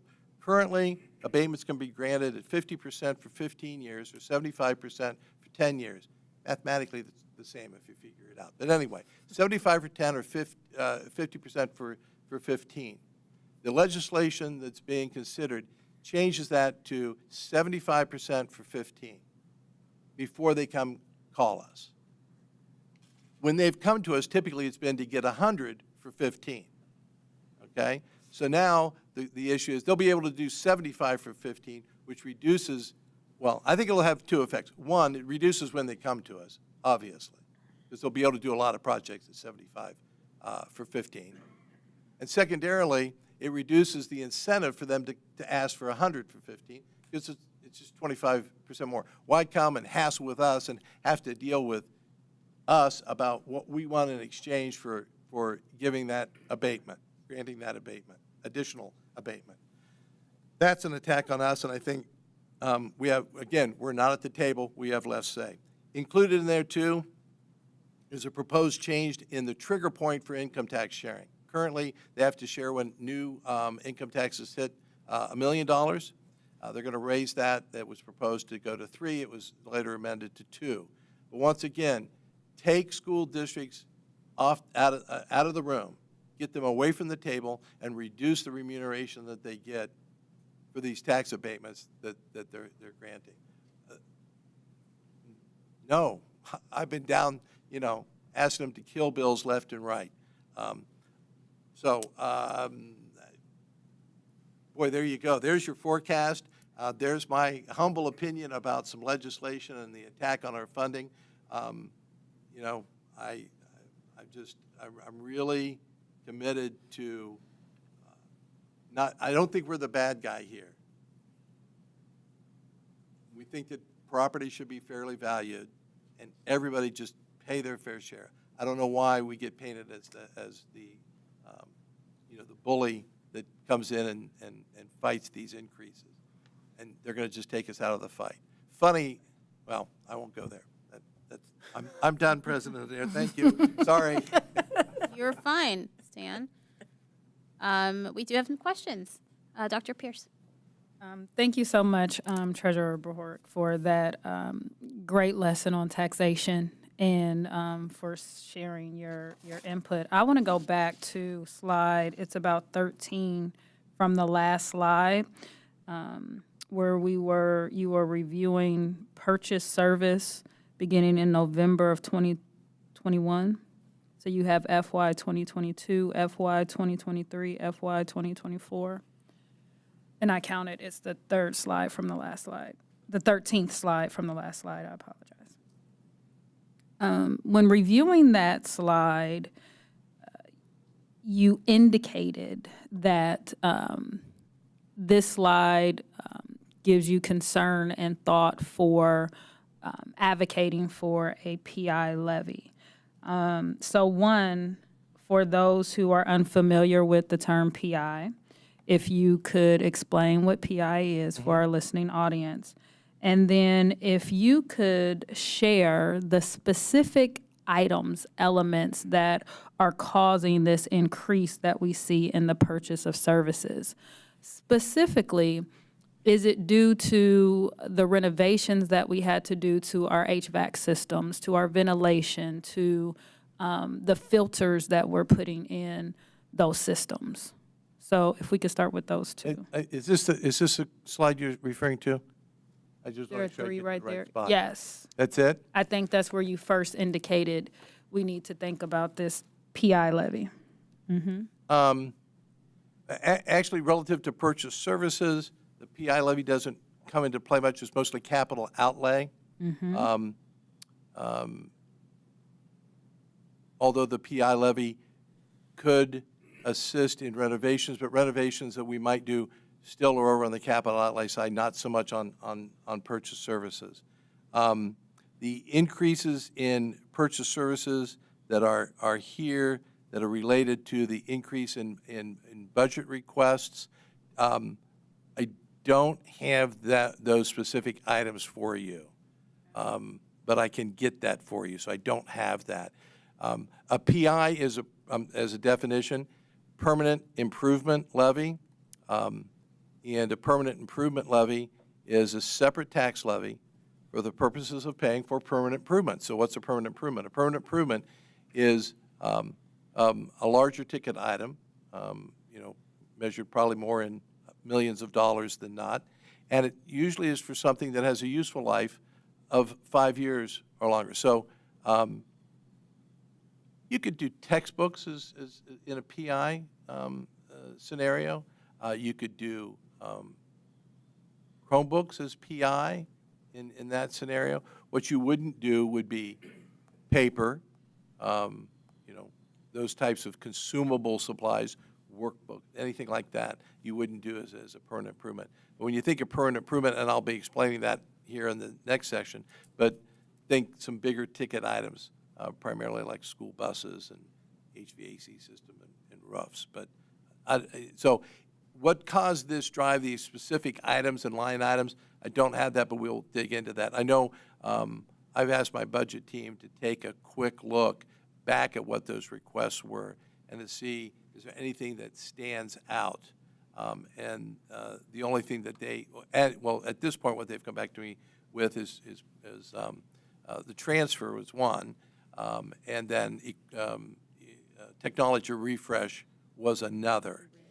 But that technology refresh would be over in capital outlay. So that then leads to my next and final question. During your report, you indicated as we look at those expenditures, that is again giving you concern and prompting to go for an operating levy in 2024. For our listening audience, can you define what an operating levy is and highlight just one significant area in terms of those expenditures? An operating levy, and I believe the technical jargon would be a tax levy for general operating purposes, is exactly for that general operating purposes. General in the nature that you, the board, can expend those dollars on anything for the operation of the district. So generally speaking, general operating expenditures include salaries and wages, supplies and materials, capital outlay, those kinds of items that I mentioned in my monthly financial report. You can also use money from a general operating levy, as we have, to transfer it into a separate fund for very specific purposes. Student transportation fleet replacement fund, you can do that. So you can, I'm going to kind of loosely use the phrase, you can use money from the general operating tax levy for anything that you want to operate the school district. Compare and contrast that to a PI levy, where once you put that over in the PI, or compare and contrast it to the PI fund and a PI levy that funds it or transfers into the fund. Once it gets in a permanent improvement fund, it can only be used for permanent improvements, and it stays there. So if you don't spend it this year, it's available for the next year, so it stays there.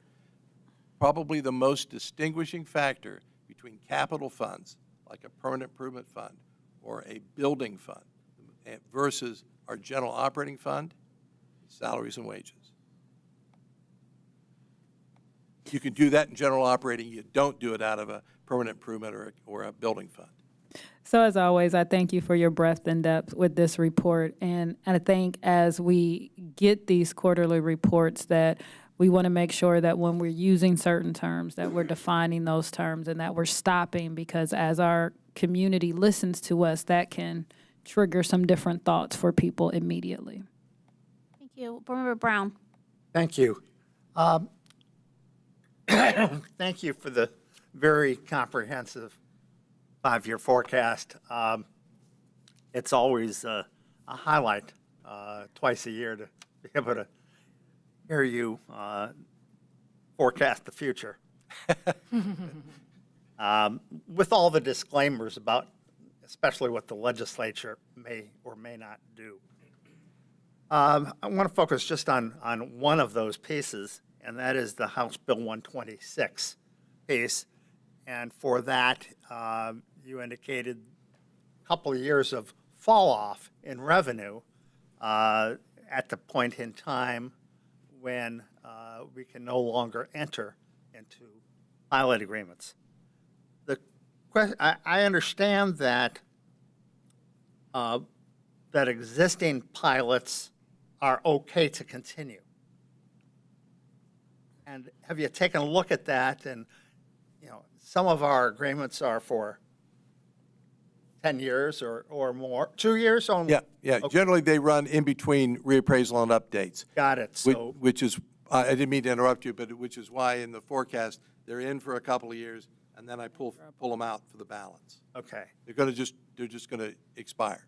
Got it. I also saw that there's a provision that talks about you can have agreements on new valuations, with the property owner. Is that something that you've taken a look at yet? No. Okay. I don't know how much difference, if any, that would make, but I did see there's an opportunity for some going forward agreements. And then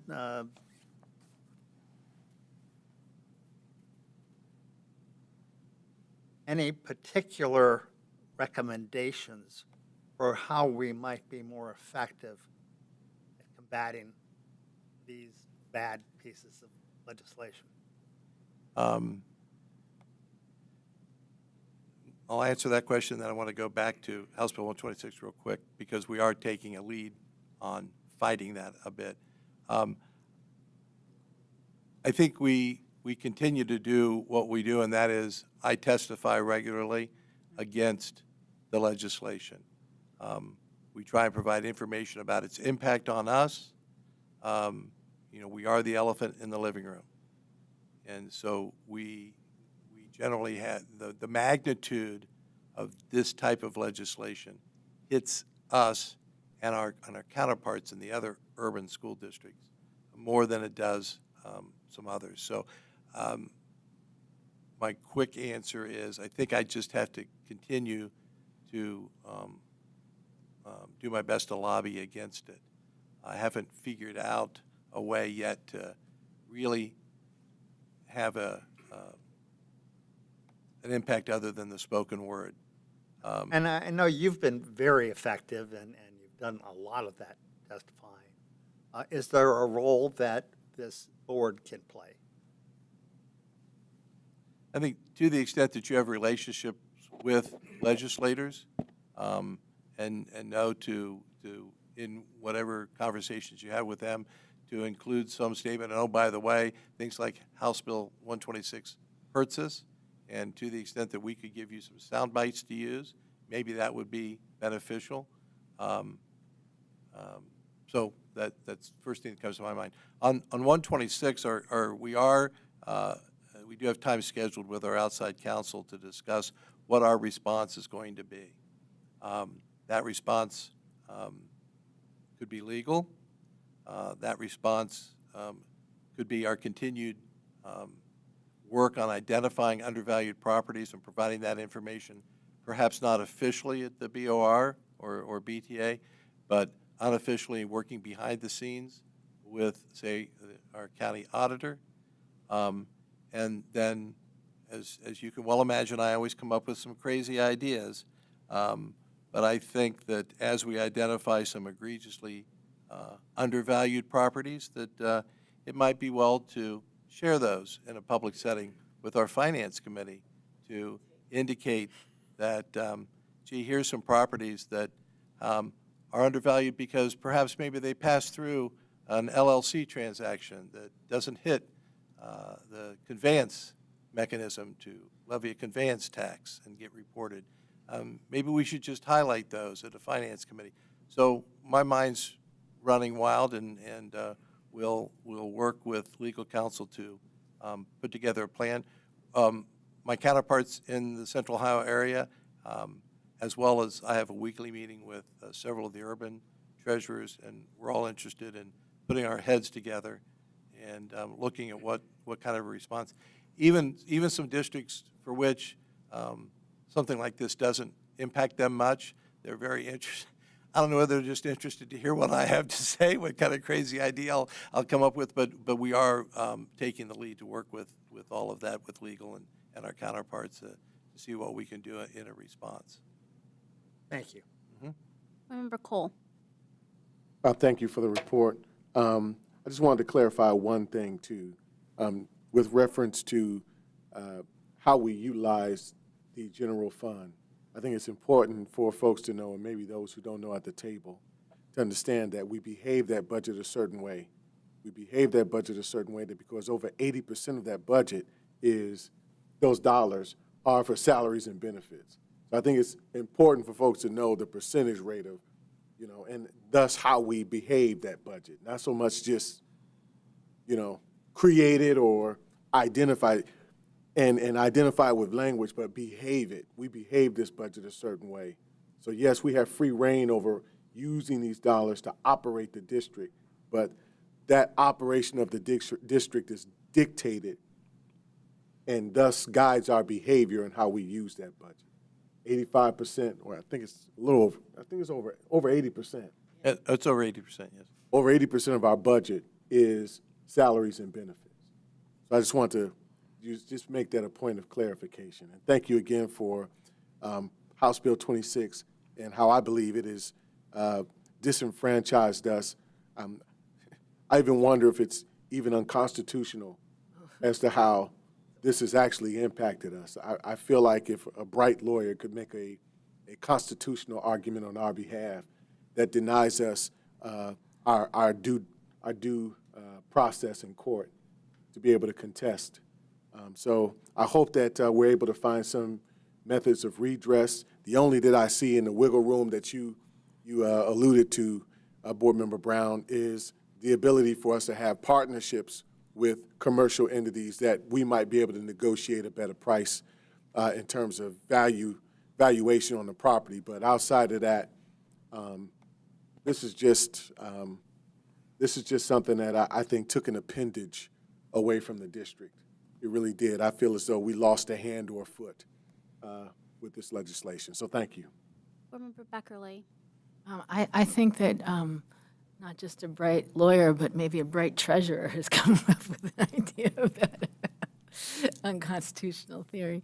I just, picking up on both what Board Member Brown and Board Member Cole said, to the extent there's an opportunity to have the treasurers and the other urbans, the superintendents, the board members, our partners in labor. I mean, everybody should have, there's a story here that's worth telling, and, we may want to fight it on multiple fronts because everyone should agree on this, and it'd be a nice opportunity for everyone to collaborate together, and if you would like some help with that, I'd be happy to help. I have your number. You have my number. Yes, I do. I thought you would take the opportunity to talk about how we behave our budget, or are you going to wait later for that and the SFOG? Oh, that's and going to be budgeting? when we talk about the implementation. Okay, good. Well, because there's, as you know, as we've talked, that'll be a driver of how we budget, so that's good. Thank you. Board Member Vera. I just had a quick question. As you know, this is a lot of information. I'm still learning, but I guess for me, I know we've done a lot of personnel expansion with the SR funds, and that funding was specifically related to the impacts of COVID-19. Is that funding? Do we know the expiration date of that funding, and what is our sustainability plan to make sure that we're able to continue to offer and employ the services that we now have? Sure. And even though you're new and you say you don't know much, you hit on the one risk that I failed to mention. Okay. So congratulations. Fiscal cliff. One of the issues is, what do we have going on in personnel in the ESSER funds? I believe 24, 25, there's staggering dates that they expire. And so the question is, what do you want to continue? And what's the impact going to be? And that's not factored into the forecast yet. And we're at the position, Dr. Dixon I think it'd be safe to say her mantra has been, we're going to evaluate the success of programs. If things are effective and we want to continue, then we'll continue them. But that is an item that we should probably wrap our arms around sooner rather than later. It really is a matter of we want to continue what's working and not continue what isn't working. So, yeah, out there in the 24, 25 range is when that would expire, so they'd be coming on board out there in the latter years of the forecast. But you're right, we're going to be wrapping our arms around at least, an idea of, have we employed X number or Y, and they know that. We just haven't sat down and concretely plopped it into the plan yet. Okay. And obviously that would be a priority because, that'll be here before we know it, that 24, 25 fiscal year. We definitely want to see what's working and figure out what our plan is to keep what's working. Yes, we've matched everything to an impact study. And that's where, I don't know if you guys recall, I talked about we had some graduate students from Ohio State, those researchers.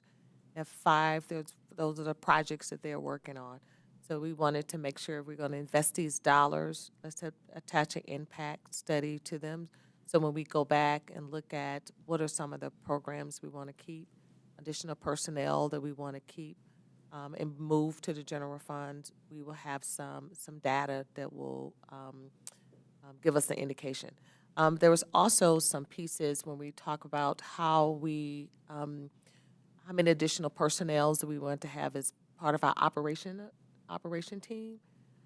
We did make a decision that we will add to that using our ESSER dollars, and then think about what staffing do we need in 23, 24 when we think about the facilities master plan, et cetera, to ensure then that we had the right staffing on our operation team. So there are a lot of moving parts, but we are utilizing data to help us guide on our next steps. And we will notify the board of those decisions and our partners so that we're not making those decisions at the last minute, that we're very thoughtful about those decisions and the impact, and so we have that in place. But thank you for raising that, and I thought Stan was going to mention it, but that is something that we're watching very closely. And then again, I would like to add, our district has received a lot of money, so we know that there are going to be audits. I think we received an audit within the first couple months, I think. So we want to make sure, too, that we can show our due diligence of how we're using these funds, so that if there are questions, whether it's operational use for HVAC improvement, or adding additional staff to close some of those gaps that we know that we saw with some of the learning loss, we want to be able to share that data and tell that story, because that's what that money was used for. How can we recover from the pandemic and school districts were able to use some of that money on staffing, program, and some of them on some operational pieces. ESSER 1, 2, and 3. Thank you, Eric. Dr. Pierce has a question. Yeah, I just have a quick question because you just mentioned audit, and so my mind went to our Power of One project that's allowing the teachers to work on those 250 hours. And I remember early on wanting to know what was the process for us tracking how many students are participating, how many hours are being completed with staff. So can we anticipate receiving information on that? Oh, absolutely. We have, we have all of that's being tracked. That's, and we will have, when that time comes, we have Catherine Moser and a team to do a presentation for the board. But all of that is tracked, and primarily because we wanted to make sure that we were able to track the data, how many students, all those questions you said, the participation, the impact, et cetera. Awesome. I'm excited. Yeah. I've learned of a Dungeons and Dragons club at Dominion Middle School, so I'm excited to see what the impact that is on our outcomes for education. Yeah, okay. Yes. That's a creativity. I'm sure we have some We're good. going to spend it some kind of way, right? Thank you, Stan. And thank you for all your questions. It's, and I get to do this twice a year, so It is fun. I'm glad to hear that it's fun. I want to say that, I've said this to myself personally, that, public education is under attack. It is, but I think we're actually at war now because we're fighting back. And I think we have to remember that. And we, as the leaders of the state, as the largest school district, I think we've done that on multiple fronts. We have Dr. Pierce, who's in leadership with the Ohio State School Board Association. And we're really trying to ensure that public education is maintained, funded, and appropriate for all of our students across the state. And so I think we need to call it what it is. We're fighting. We're fighting back, and I'm proud of us. I'm proud of you, Stan, for standing up and really being the leader among the state treasurers and advocating for all of our students. So thank you. All right, we're going to go ahead and go into board matters. And the first item on our agenda, 7.1, presentation and resolution to accept the NSDP Facility Master Plan Segment 4 recommendation. Hi, Alex. So tonight it'll be myself and Dennis Pabin with Leggett Architects kind of tag teaming your presentation. But just to kind of get started tonight, I did want to reflect back just for a moment on the school-based health clinic initiative, because as Dr. Klein was presenting with her team, it really made me kind of so we've been so deep in the work, sometimes you can't step back and understand what the real outcomes can be. And I'm not sure that I can think of another time in my time here with the district where we've had so many initiatives at play in the works that touch facilities and also have the potential to impact student outcomes. So incredibly exciting time for me. Hopefully that carries through in my dialogue tonight. So with that, we'll be presenting for you a proposal for segment 4, which is a continuation of the facility master plan work that our district started back in 2002. And it just, segment 4 represents that continuation because we've already completed segments 1, 2, and 3.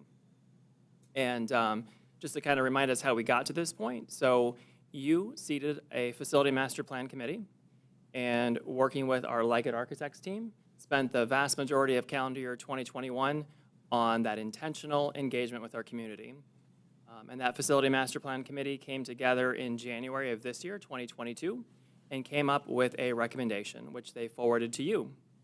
And then you subsequently sent it back to your neighborhood school development partnership, your facility oversight committee, and we've been working again with that subcommittee here over the past several months.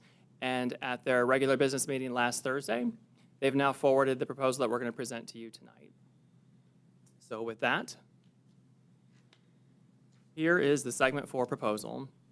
So you'll notice that none of the projects have names, so the buildings are simply numbered. So project number 1 is high school number 1.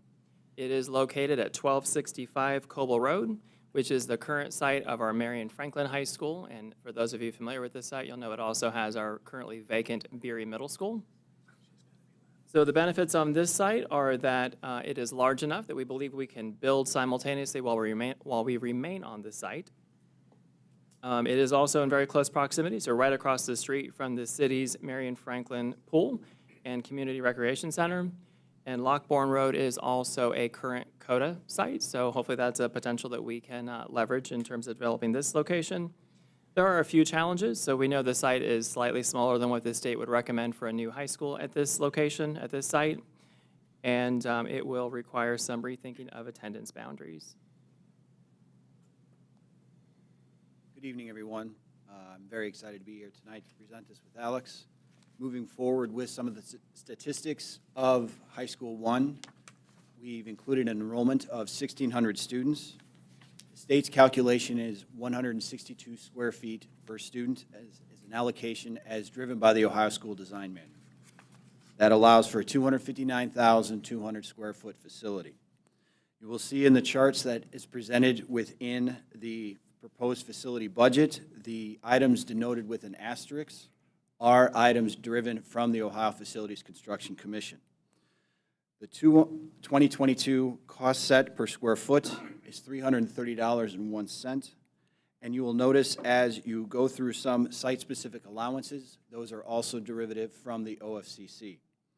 Over the course of our engagement process, that there are 2 LFIs, which are locally funded initiatives, and 2 very important components as we've reached out to both students, staff, and committee, that auditoriums for performance areas and outdoor athletics must be included within these new projects. We do have recent data of projects that we've participated in or that Alex and I have seen locally as well. We've received that cost data, and then the cost presented here is a projection for that to include some of the inflation. All in all, a total local cost to the district is $84 million and counting. The site analysis is provided because we wanted to show with the challenge of being an urban district and where the site is, that this is a common thread. So being in the middle of Columbus to find what the state would allocate as a sizable project, we just wanted to show what those numbers were. And then this project it's called Project 1 and High School 1 for the reason that this would be starting design as soon as the state would allow us to enter into a segment agreement. So this would be starting design in early 2023.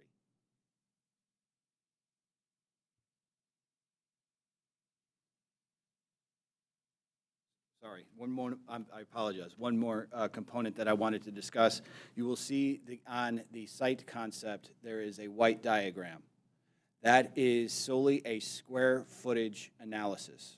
A part of our presentation when we started looking at these sites was, is a building going to fit on that site?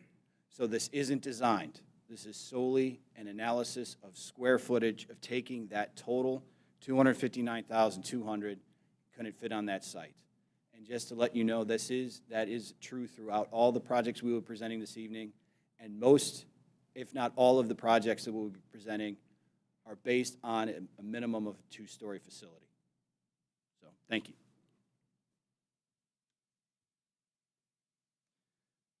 All right, project number 2 is High School number 2. This is at 6100 Beechcroft Road. It's the current site of our Beechcroft High School. You'll notice in the map on the left-hand side that there's a considerable amount of green space, which is our current baseball and softball fields. You'll see on the next slide that is the area that we're recommending to build on. But so the benefit here again is that we can build on site while we remain on site with the current school, so no swing space required. There is also a bus line on Sharon Woods Boulevard, so again, hopefully a partnership there we can leverage in terms of increasing access via public transport. It's also in pretty close proximity to Beechcroft Park. Just some of the challenges. Again, this site is smaller than what the state would recommend, but we do believe, thinking about urban planning, that we can make this site work very comfortably for the site that for the development we're proposing. But we also have to know that it being a residential neighborhood, we will struggle some, just like we would on any other residential site, with just construction, traffic, and parking.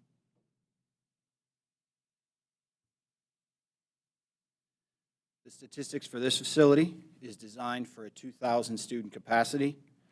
That number drops the square foot per student slightly to 158.4. So a 316,800 square foot high school facility. Again, including allocations of LFI for auditorium and outdoor athletics. Total project cost of $132 million, and then a total local cost to Columbus City Schools of $99,955,893. Again, the site analysis is provided to just allocate those numbers, and then the design for this project would be beginning either the middle or towards the back half, or back to 3/4 of year 2023.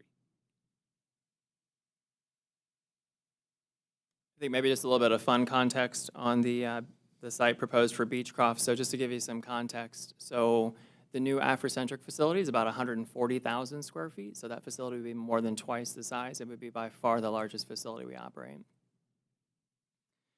So project number 3 is middle school number 1. It is at 3000 Agler Road, and it is the site of our current Mifflin Middle School. And I think you'll see the commonality there on the site plan on the left-hand side. So if you're familiar with the site, you know there's a large green field that is south and east of our building. Many people mistake that it's rec center property, since it is mostly actually adjacent to the city's rec center, but it is in fact board-owned property. So same benefits, we can build on the current site without the need for swing space. There is proximity to the Howard Community Center, and while we certainly don't have any commitments at this point, we've already had discussions with Columbus Recs and Park about potentials for them reconfiguring, potentially even rebuilding, or some other partnership that would strengthen site development on the site. And then just the same challenges. So while we think it's completely doable, there will certainly be some constraints as we operate a school and construct a new one at the same time.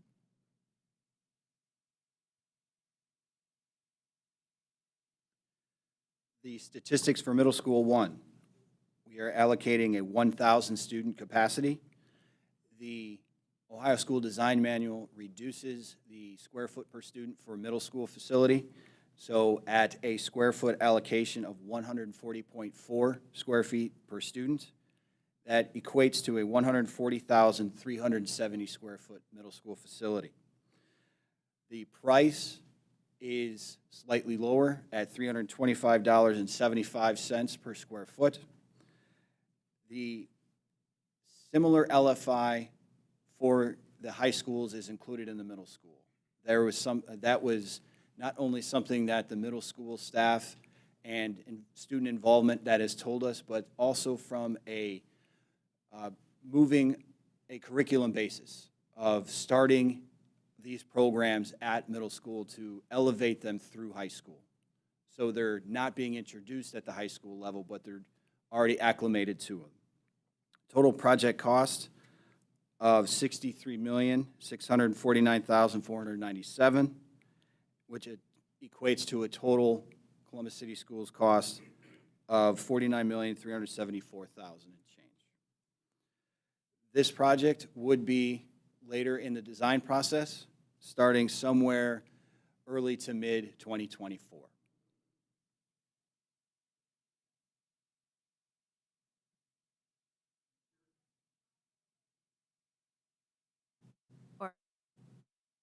I mean, they have a presentation. Either way. Member Brown. Pardon me?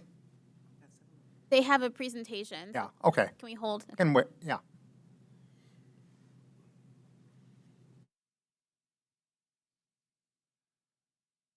All right, project number 4 is elementary school number 1.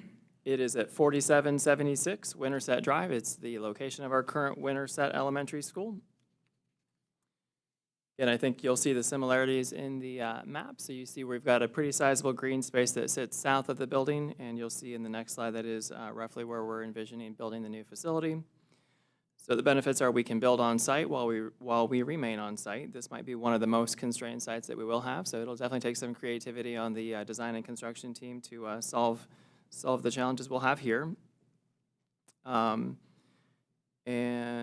one thing I didn't point out in the earlier slides, but I'll point it out here. So you'll see the reference in the right side map at the lower left inset, the tiebacks to the results of the Phase 6 community input process. And so a very direct correlation back to what the community told us they wanted to see.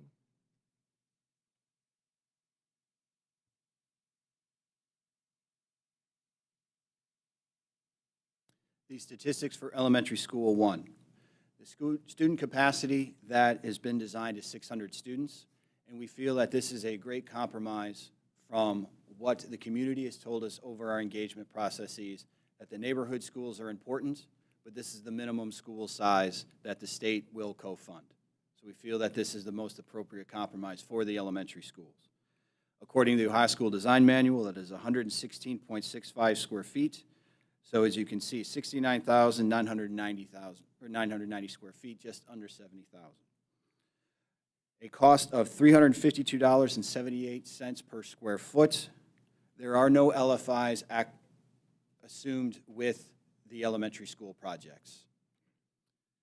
A total project cost of $25,952,000. Total CCS cost of just over $18 million. This project is scheduled to begin design immediately, similar with High School 1. The reason for that is because the size and scope of an elementary school, the design process and construction process can move a little more expediently than something the size and scope of a new high school. So this is our goal, to be shovel-ready as quickly as possible.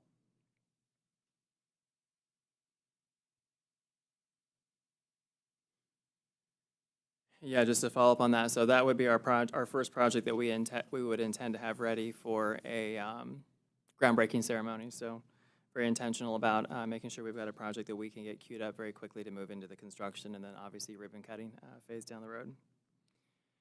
So the fifth and final project is elementary school number 2. This is at 3774 Eakin Road. It is the current site of actually our old Wedgwood Middle School, although it's listed as Eakin Elementary School. So the proposed site would sit right across the street from the current Eakin Elementary School. So again, the opportunities are that we don't need to displace the students from their current location. We also have the opportunity at this site that we may very well be creating a swing space, which would give us some different opportunities for segments down the road. Much like the other sites, there will be some challenges in terms of it being a dense residential neighborhood, and we expect the site will be somewhat constrained during that construction period.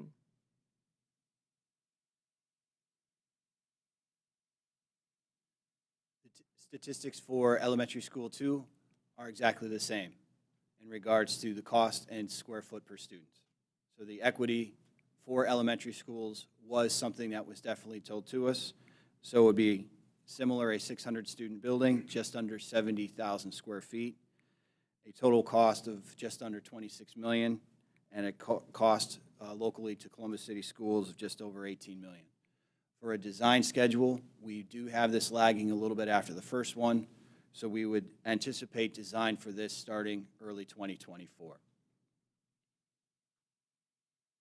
So just one thing I want to mention too on this particular site that I think has the potential to be particularly exciting. So if you're familiar with the site, you'll know that our newer Wedgwood Middle School sits immediately down south of the proposed new site. So while we'd have to rethink what the Wedgwood Middle School site looks like, it gives us the opportunity to have a campus environment between an elementary and a middle school.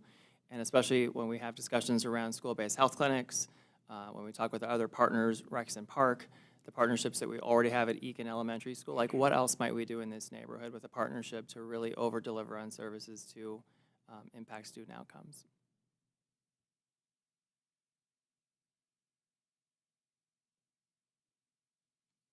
Next, we have the segment 4 design summary. Includes the design schedule from a holistic point of view, so you can see the project's beginning design in early 2023, and then the anticipated completion of construction. Again, it's similar to what the treasurer mentioned about forecasting. So this is what we can anticipate the design and construction schedule to be, that we can see the last project completing somewhere in mid-2027. So we have a total project cost for Columbus City Schools. And again, the numbers that you see are very, very specific because they are so formulaically driven from the Ohio Facilities Construction Commission. So something as Alex and I and our team were working with the treasurer and his office, you can see through what the total cost would be and the new total, what would relate in regards to a resolution amount, and we have a total of $305 million That would be Columbus, that's the rounded version of the Columbus City Schools cost.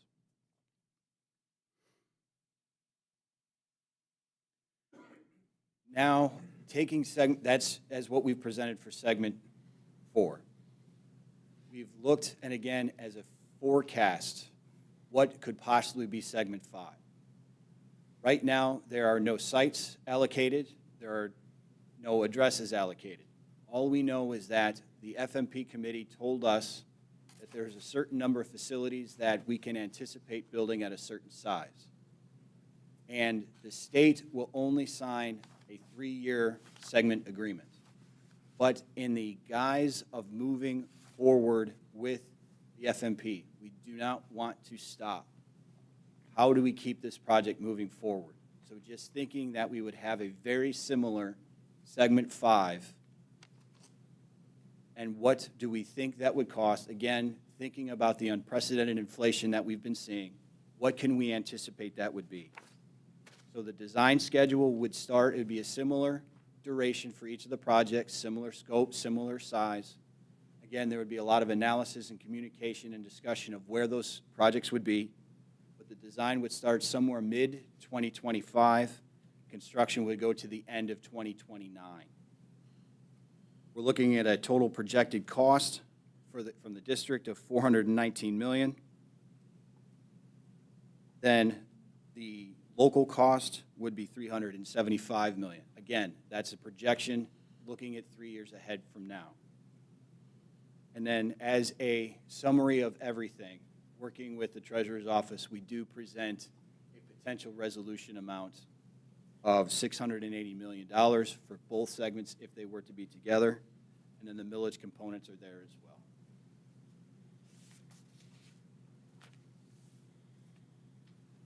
With that is the summary of our presentation of segment 4. And again, I'm extraordinarily excited to be here today to present projects to you. This has been a very extensive process, one that it's been definitely a labor of love. And so the fact that I can be here standing next to Alex presenting these projects is something that's very important personally to me and professionally to Leggett Architects. So thank you very much. Thank you. Before I open the floor to questions, I want to maybe do a little bit of level setting really fast. So let's remember the why we got here, right? And so the whole point of rethinking these learning communities is because we are trying to effectuate our portrait of a graduate. And we know that we are attempting to create more rigorous, opportunity-filled environments for our students so they can be more competitive academically, athletically, experientially, career-ready, all of it. And we know from research it means that we have to create these normal size, compared to the rest of the state, learning communities. And so that is what our community agreed to. That was the vision that they saw with us as we went through the FMP process and gathered the input, and those were the recommendations. And then our NSDP committee then worked with the team and were presented these recommendations with sites. And so that's what we're looking at for segment 4. We know it's going to take more than 5 segments because the vision, we know, and Alex, this is what I want you to kind of talk to us about, is a really long-term vision. And so really a lot of the district will be touched, but we can't plan out that far, and the treasurer will jump in too, because of just the forecasting and the costs. So maybe you can help level set more of the longer-term vision about what does this look like for us as we really are effectuating our portrait of a graduate. Yeah, great question, President Adair. So I'll at least get it started, and the treasurer can jump in if he'd like. So the recommendation that came from the Master Plan Committee was for a total of 19 new facilities. So obviously, segment 4 is proposed for the first 5 of those. Segment 5 is proposed for then an additional 5, so a total of 10. So even with that first recommendation, that still leaves 9 facilities, or almost 50% of them remaining to still be built. What I would say is our lesson learned is that from work completed so far is that once we start this work, it is so important that we continue the work. Number one, at our scale, we have too many facilities to take a year off from doing this kind of work. In terms of building our own capacity and bandwidth, both internally and externally, with our vendors, the same kind of being front in mind, front and center in terms of competing for work, but obviously thinking academically too. Like, it is so important that we start this work and that we continue it. And I'm not sure that ideally it would ever stop. We would get through these 19 buildings and then we'd probably circle right back to the first building, Linden STEM, or maybe even Woodcrest, which is kind of somewhere in between. Like, it was renovated, I think, approximately 2000. So thinking of this as a continuum in terms of the life cycle of the facilities, but I think very much probably the same mindset for academics. And I certainly won't speak for the academics team since that's not my wheelhouse, but I think curriculum evolves the same way facilities do. As much as we might be more comfortable if it were static, it's certainly easier to manage. It's just not the reality. If we want to stay current, we need to keep evolving and really have that academic programming driving our facility decisions as well. And that was going to be my next level set question, was around the academic programs and also buildings versus academic programs. And what are we talking about? What are we doing right now, Dr. Dixon or Alex? What are we talking about right now when we're talking about what's being presented to the board? So let me start, and I'll give you a handoff, Dr. Dixon. So I was thinking about this, and I feel like maybe this is a pretty good analogy. So facility master plan to me is like a marathon. Like, it is most certainly not a sprint, right? So this is a long game we're running here. But I'd also liken it to a relay. So there's a constant handoff. And so we're about to so we started with facility master plan committee. We've handed it off to NSCP, and we're about to hand it back to the board. What I would see is that next handoff is once the board has signaled, if that's their decision to move forward with the funding for the plan, then we essentially hand that baton to the academics team. And that's where we really launch into that academic programming discussion, which will then inform our facilities team as that next handoff when funding's available to launch right into design. Because if we don't do that work in advance, we'll hire an architect and we'll be like, okay, now what do we want to do? So the opportunity is to take this interim time to really start to build that academic programming. That was good. That was a good analogy. Is that a good one? Yeah. Yeah, that was good. And those are some of the things that we've been talking about. You know, what are our programs? How do we ensure that we have the spaces where these academic programs live? Now, we know there's a lot of research. I know that people are listening and say, well, there's a lot of research that talks about academic outcomes, student outcomes come from what? They really come from those support staff that you have in your buildings. So we see that, you know, more psychologists and school counselors and teachers and those teacher salary. There's a lot of research that states that's where you really get student outcomes from those. But also we know that our buildings and our facilities are old. I mean, we think about, I think our average building is, 66 years old? Or something like that. And so we know and we've seen that we've had a lot of issues with our buildings. So this is an opportunity to do kind of twofold, right? It's time to update our buildings, but do it from an academic standpoint and not just bricks and mortar. Because we know that bricks and mortar is not going to, you know, it's not that a model that you build it that they will come, but how do you, how do we design facilities that our students deserve to be in updated facilities with state-of-the-art technology and athletic components and theater and art? Our students deserve the very best facilities. And we believe that we know that our community knows that, and our community believes in that. And we're going to make sure that they have the academic programs that students come to school excited about learning. Not just coming to a building, but coming to a building excited to learn, just as they're doing right now. right? Our students are excited to come back. Just think about when our students returned back full-time this year. Our students were excited to come back to their buildings and meet their teachers and be in the classroom with their peers. So this is about a long-term vision, making sure that we have buildings that are sustainable for years to come. And so this is more what that's about right now, but what the programs that are in those buildings, how do we make sure that they're designed with our students in mind and with learning in mind? That is the next steps that we've already been working on, because the board have stated, we've talked about, when we talked about those portrait of graduates, you know, how do we make sure that we are building programs that allow our students to be portrait ready, to get our portrait seals?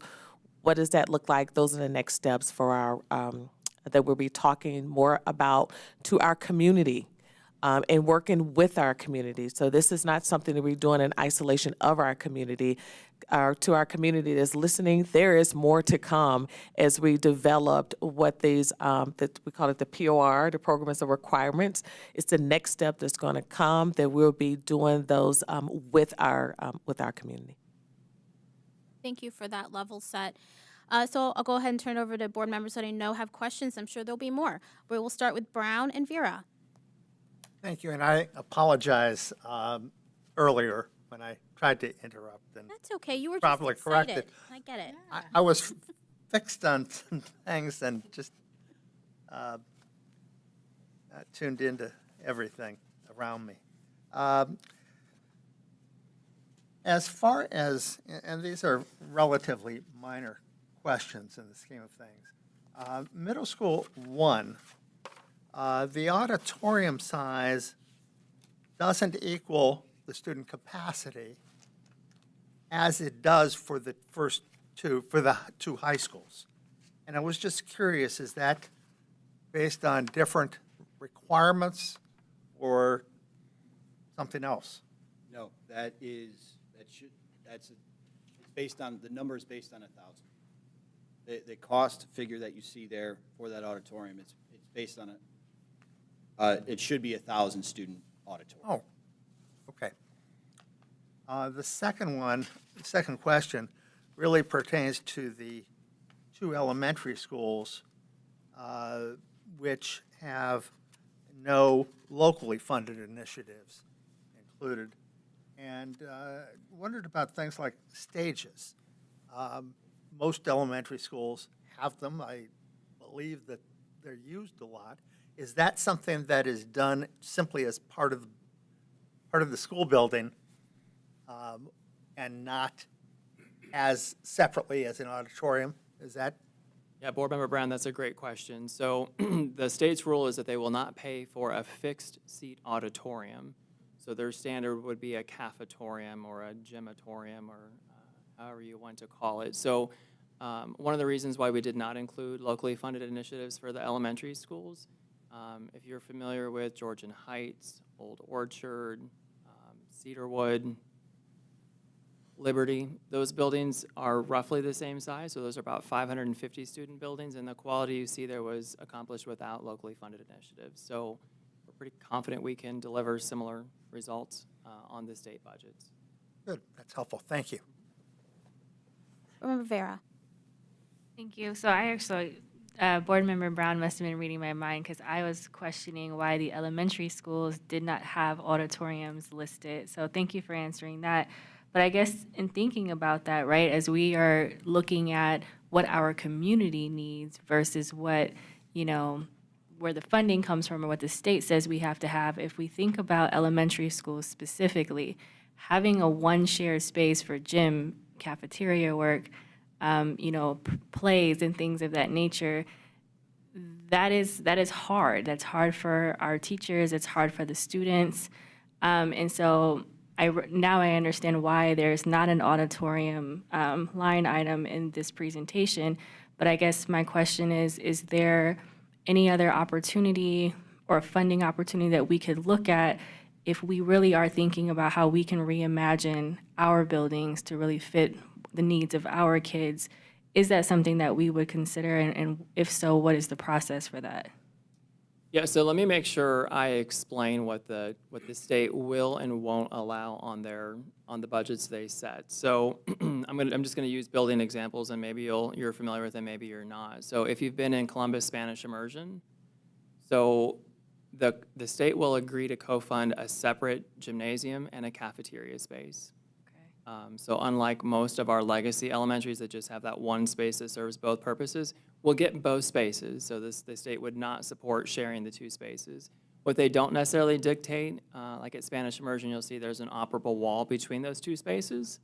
So I'm not sure how many seated occupants we could get in a cafeteria in a regular, just seats. But if I had to guess, it's, I don't know, maybe 200 to 300, if I'm guessing. With that operable wall, if they had enough chairs, they could make that performance space even larger still. I don't want to guess how many total seats because I'm going to guess wrong. But so within the state's budget, so long as the project cost can support it, there is some flexibility, but not for a fixed seat auditorium. And I think outside of buildings that we've repurposed, so for example, Indianola Informal, which is a K-8, has a fixed seat auditorium because it was originally a middle school, junior high building. Moeller Elementary has one as well because it's a repurposed middle school. But of the other elementary schools in the district, there are no other fixed seat auditoriums at the elementary level. So I don't know if I'm answering your question. You can, I mean, if it is your desire, we can certainly put any locally funded initiative into any of the projects that you would desire and that we thought we could afford. So just to clarify, elementary schools can have two spaces. Middle school and high school get 3 spaces. So gym, cafeteria, auditorium. One is the locally funded auditorium. And elementary schools can just have the 2. It is not good design any longer to do the gym and cafetorium. And so all of our newly constructed elementaries would have at least 2 spaces, but could expand, like Alex was talking about, to create even a larger space. Flexible. Right, and you'll see unique configurations. Like I believe it might be Arts Impact Middle School, I think has a stage that sits between the gym and the cafeteria, and it can open in either direction. So there's all kinds of flexibility in design we can get. When we get to that phase, working with our project planning teams, we can talk through all those scenarios. So I would say what's most important right now is, so we know what we can deliver on the state's budget. If there's something above and beyond that that we want to include in a locally funded initiative, now would be the time to make those decisions.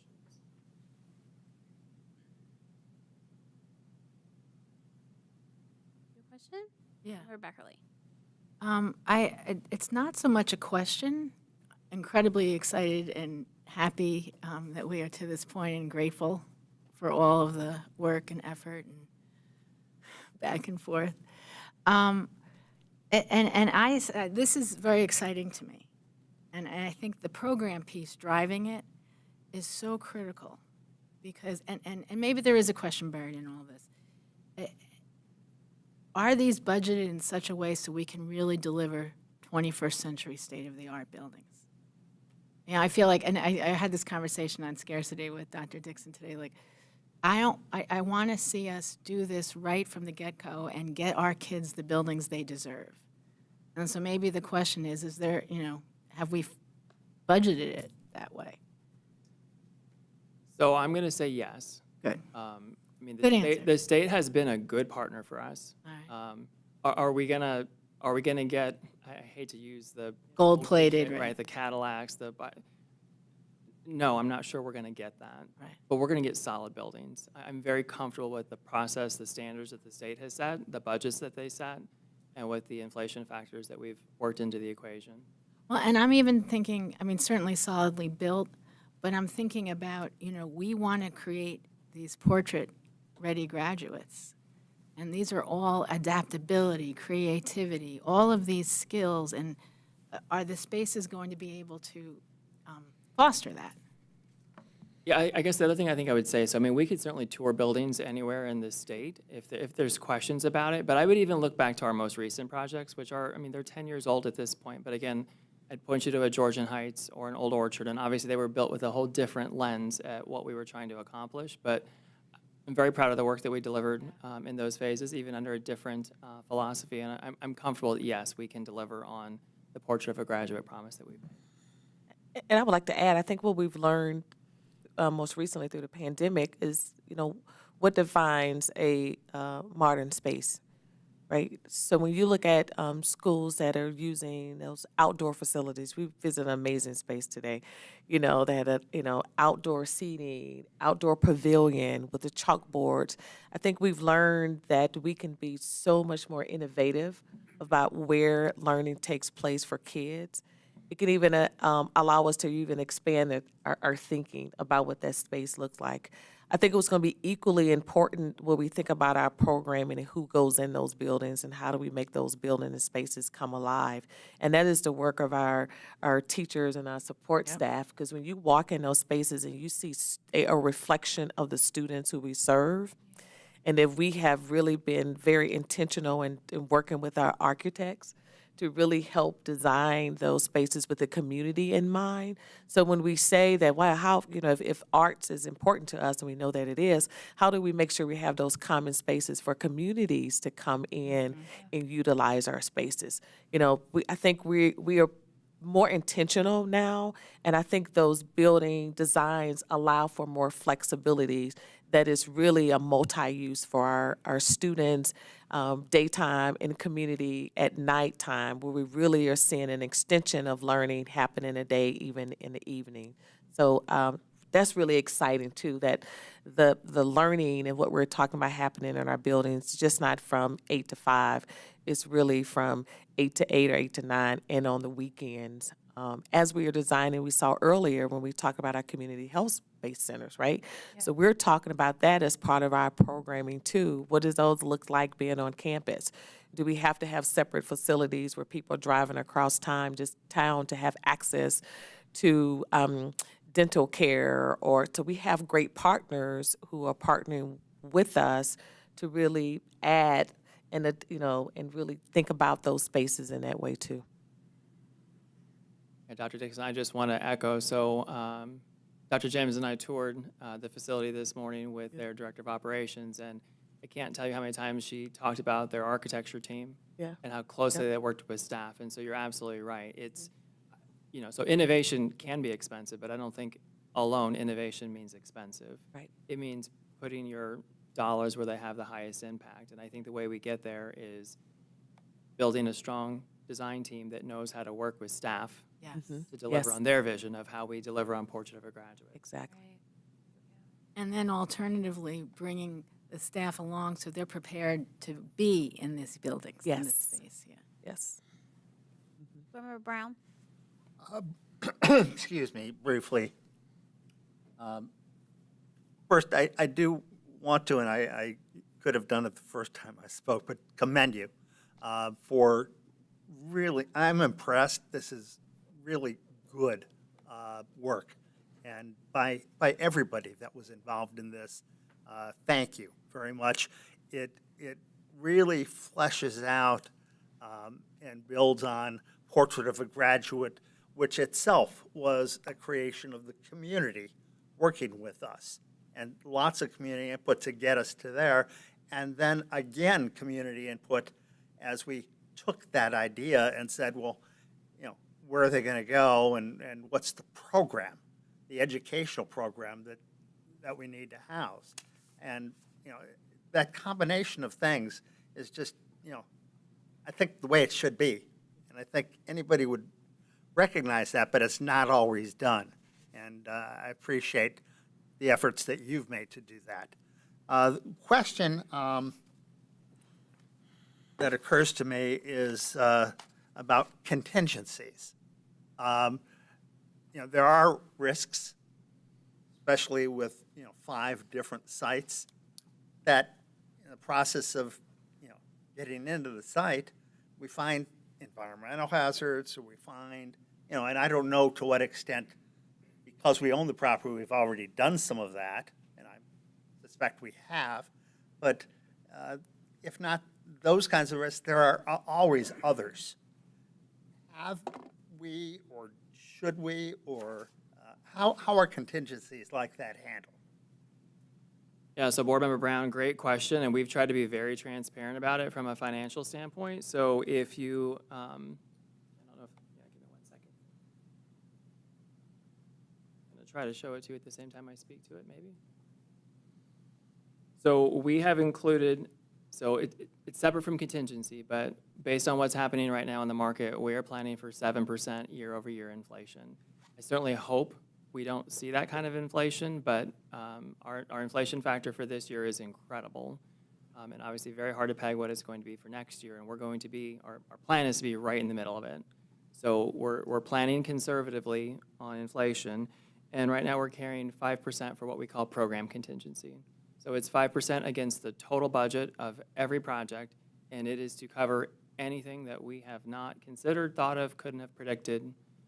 So exactly, you start digging for a foundation and you find an old home or an old well or a cistern or whatever it might be. Indian cemetery. Right. Don't say that. I mean, I will say my history, my experience here at the district tells me that, so most of the sites that we're contemplating building on are going to be sites that were developed in the 50s and 60s. Most of them were developed as schools originally, versus when we did some of our buildings that were developed more around the turn of the century, it was very common that those buildings used to have residential properties literally built right up next to them, or perhaps torn down as the buildings were built. And so on our older sites, we've encountered a lot of old foundations. I'm sure we'll, so I know we ran into some site issues with shale at our Old Orchard site. So I certainly expect we're going to have some unforeseens, but at these sites, there's nothing that I'm anticipating completely out of the ordinary. So Thank you. That's helpful, and thanks for a great job. Dr. Pierce. Thank you so much for this report. First, have we received the final report from our OFCC enrollment projections? So we have a, Board Member Pierce, we have our final report from OFCC on enrollment projections. Can I request a copy of that? Because I just have the draft version. And I'm interested to know if the overlay of our enrollment projections match the overlay for why these buildings are being built in the particular areas that they're being built in. So specifically, would like to see if the anticipated growth matches with our decision to build these buildings. Yep, we can do that, Dr. Pierce. Thank you. My next question is, will the criteria remain the same for segment 5, this thought process of swing space and the 4 criteria that are given? So Board Member Pierce, I think the criteria will mostly stay the same, but the one criteria that I would expect would be different would be, so with our segment 4 projects, the district is not currently in possession of a swing space that is ready for us to move into. So one of the decisions that we did build into the segment 4 proposal is that all of these sites do not require swing space. But as I mentioned earlier, one of the objectives is to build swing space, which would give us some different flexibilities for a segment 5. So I expect so that was one particular lens we looked at in terms of the criteria for the segment 4 projects, and I think we would have to intentionally look at that one a little differently for segment 5. Like, we're certainly not going to have 5 swing spaces prepared, so we can't accommodate swing space for all sites, but we can certainly accommodate it for some of them. Excellent. And then looking at the initial recommendations that we got for our high school 1 only called for the demolition of Berry Middle School, and now it's calling for the demolition of Marion Franklin as well.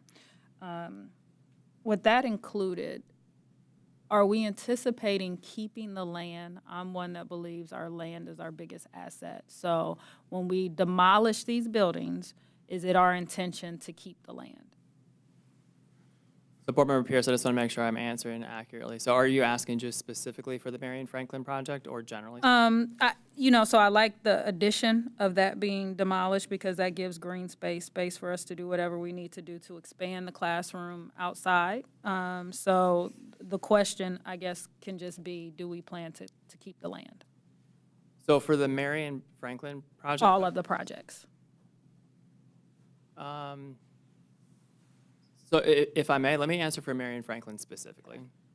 So in our discussions on that site, until we have a design consultant on board, Like, I think there are merits to building at both locations, both where the current Marion Franklin building sits and where the current Beery building sits. But if you're familiar with that site, you know the athletics sits kind of right in the middle of it. So what we've built into the plan is the ability that we could demolish both buildings if necessary. But we also believe there's a chance we could build on the site without the need for swing space. And so to have that flexibility that we could go either route if needed.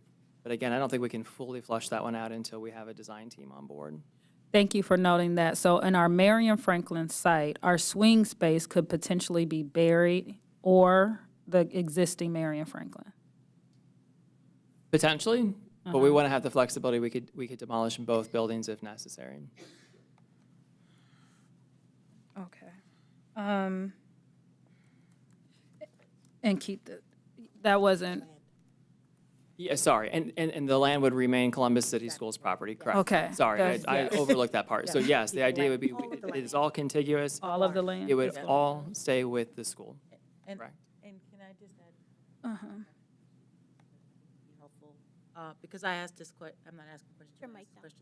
So I just wanted to, oh, I'm sorry. I also wanted to make sure, and I asked this specifically for this site, because, and I know that you visit a lot of our schools, we have a water issue in some of the areas, and one of the great things that when we do keep the site, it was explained to me that a lot of those water issues would be fixed. So we don't have to be worried about that area if we remove the actual building flooding, so that we can actually use it for green space. So I don't know if you have been there when it's rained Rains.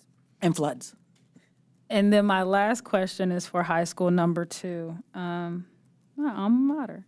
So you were not, or the report is not specific in terms of the demolition abatement, specifically calling out, is it Beechcroft? Because I know we have a number of standing structures over there that we may, I don't know if we own them or not. Do we own the recreation or what used to be the pool over there, or that space where the students, we paint the wall? Like, does this demolition abatement refer to literally Beechcroft, the school building?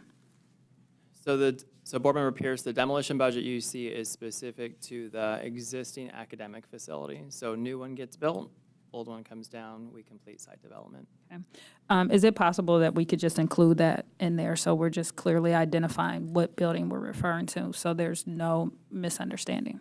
Thank you. Just to be, are you talking about the space that you said the old pool? Is that what you're Yes, talking about? there's a, Yeah, we don't own that. that's why I wanted to clarify. Yes. And so I think, given the structures that are around the school and the structures, I mean, our seniors, we paint that wall. And I never knew if we owned the wall or not, but we paint it. So, Go paint that wall, Dr. Pierce. I'll be out there to, look, if the seniors next year, let's paint it, let's do it. Those were all my questions. Thank you so much. All right, any additional questions? All right, thank you so much for the presentation. I believe we have a motion to approve the recommendation from the NSDP committee, which is the report that was just presented to us. So moved. Second. Please call the roll. Ms. Beckerly? Yes. Mr. Brown? Enthusiastically, yes. Mr. Cole? Yes. Dr. Pierce? Yes. Vice President Reyes? Yes. Ms. Vera? Yes. And President Adair? Yes. That motion carried. Now we get to talk about how to fund it. So we're going to turn it over to Stan for a short presentation and then explanation about what we are doing next. Okay. I'm here to speak, and Alex did a great job of explaining some of the options that you are going to be presented with tonight, so I won't have to belabor that. But I'm here to speak generally about items 7.2 through 7.6. all in the next step of this execution on a facility master plan, as well as the next step for providing funds for our life cycle replacement needs. And I've entitled this Resolutions of Necessity because that's what your next step is. Just as a brief background, perhaps a primer for some, I used this diagram back in 2020 when we had a millage committee back then. That did not result in a request for a PI or a bond issue or operating at that point in time, but I did use this as a means to talk about our different budget buckets, if you will, and how we operate the district. And from a tax perspective, what are the tax levies that go to support these operations? So the three buckets, as you can see here, are general operations. We talked a bit about that, what the general operations are, salaries and wages, staffing, supplies and materials and whatnot for just the general operation of our district. And then life cycle replacement that I've been talking about somewhat ad nauseum. Those items a little bit more expensive, 5-year average life, and think buses and vehicles, building maintenance, like HVAC and roofs and equipment, and computers. And then what Alex is talking about is the bucket for facility master plan. These are really large projects. You're talking about tearing a building down and building a brand new one or completely renovating a building. These are large projects. And so each one of these gets funded by a tax levy, but in a little bit different way. So the general operations, as I mentioned earlier, it's an operating tax levy or a tax levy for general operating purposes. The voters approve this. It gets levied against the duplicate, and we collect those taxes on a semi-annually like any other taxes, and they go right into the general fund to pay for those ongoing expenses. We also have a permanent improvement tax levy, another type of tax levy, very similar in structure to the general operating levy, in terms of it being collected on an ongoing, continuous basis. A little bit different, it's restricted for use for permanent improvements. Goes into a separate fund on our books, a different checkbook, if you will. I'm keeping a checkbook over here for general operation, checkbook for PI, and a checkbook for our capital fund. So this is all separated out. It stays there, has to be used for those kinds of expenses. And the last thing, this is what Alex is talking about in terms of segment 4 and segment 5, is we're going to embark on building 5 new buildings, 10 new buildings, 19 new buildings eventually. And to give you an example, I liken this to going out and buying a house. If you're going to go buy a house, you need to pay the builder or you need to pay the current owner of that, the price of that house like right now. So if you buy a house for $200,000, you need to write them a check for $200,000. Unlike PI and general operating, where you're paying for things as you go.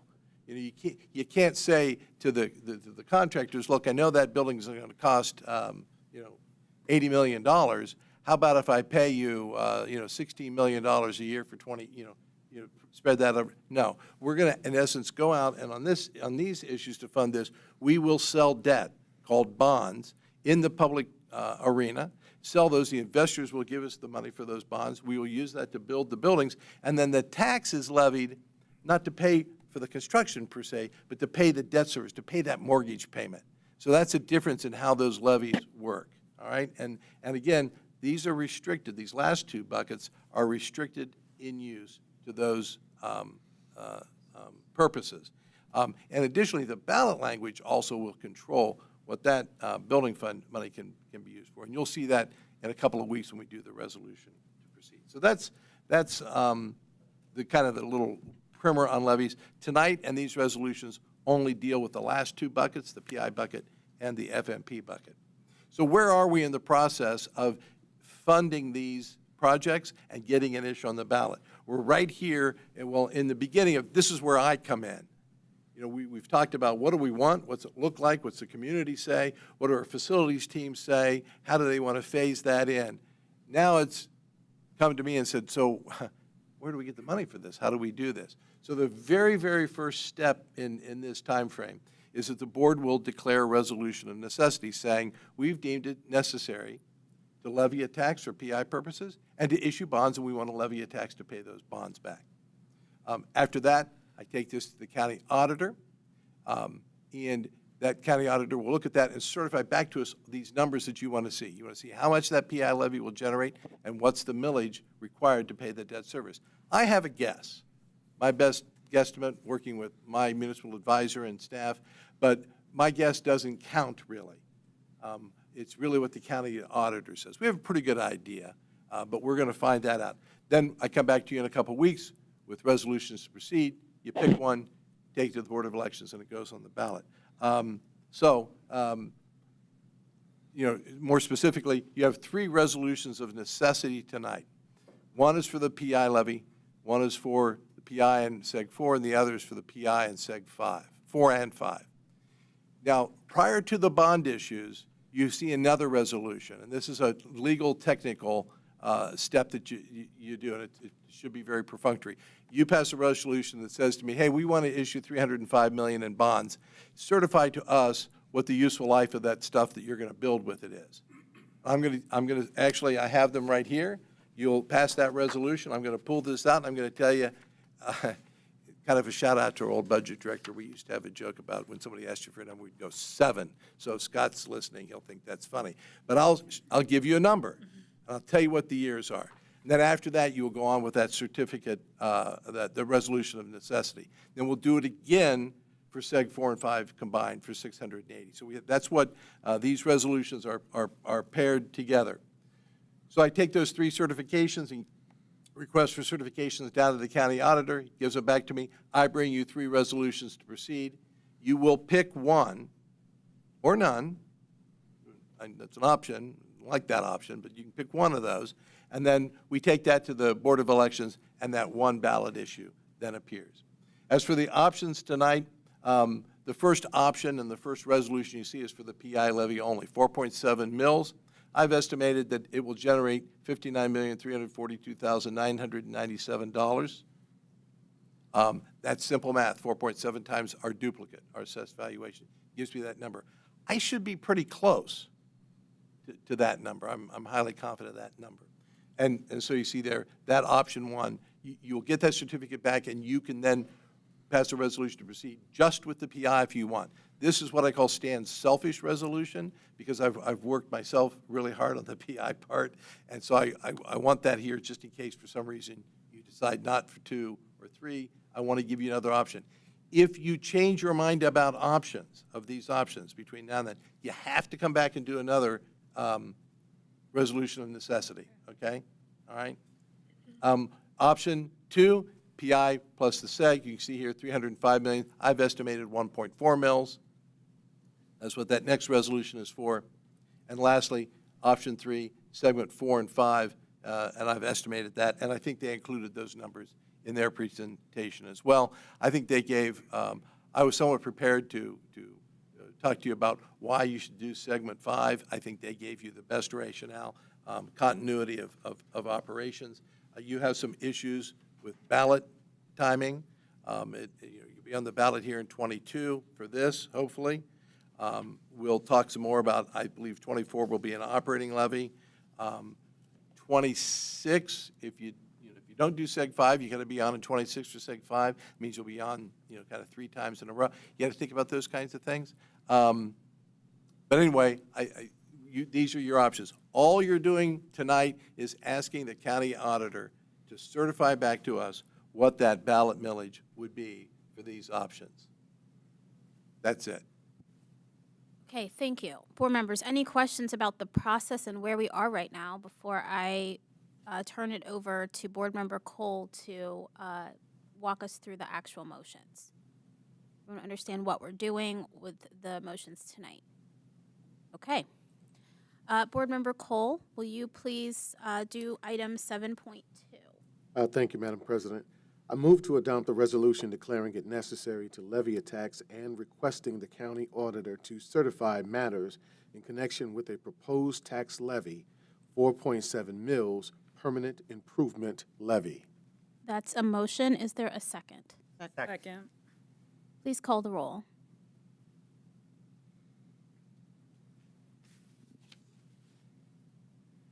Can I pause for a moment? Okay, I got it. I was listening to what he said to make sure we had the right resolution. Okay, Mr. Brown? Yes. Mr. Cole? Yes. Dr. Pierce? Yes.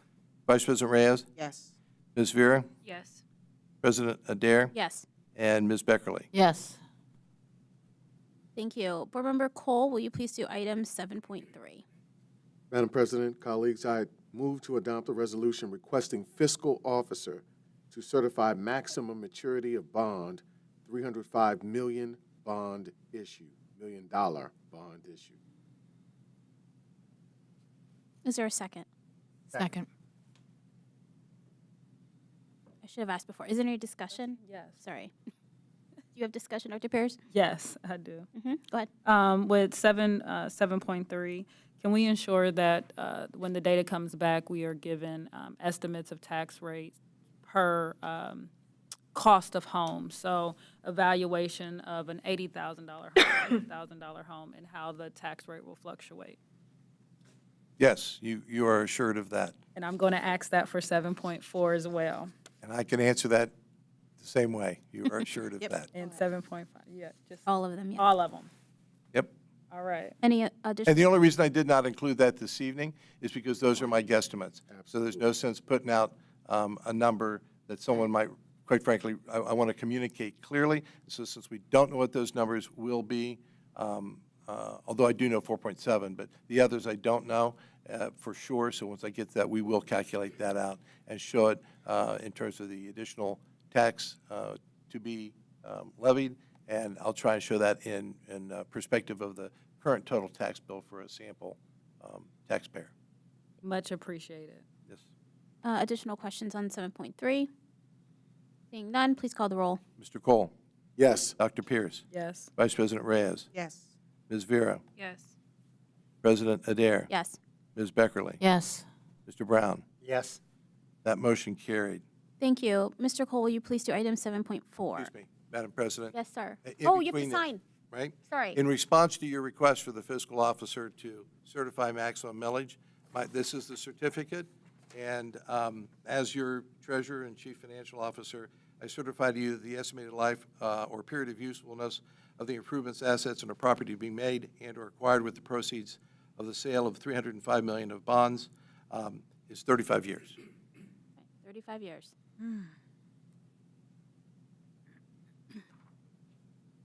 Hang on a minute.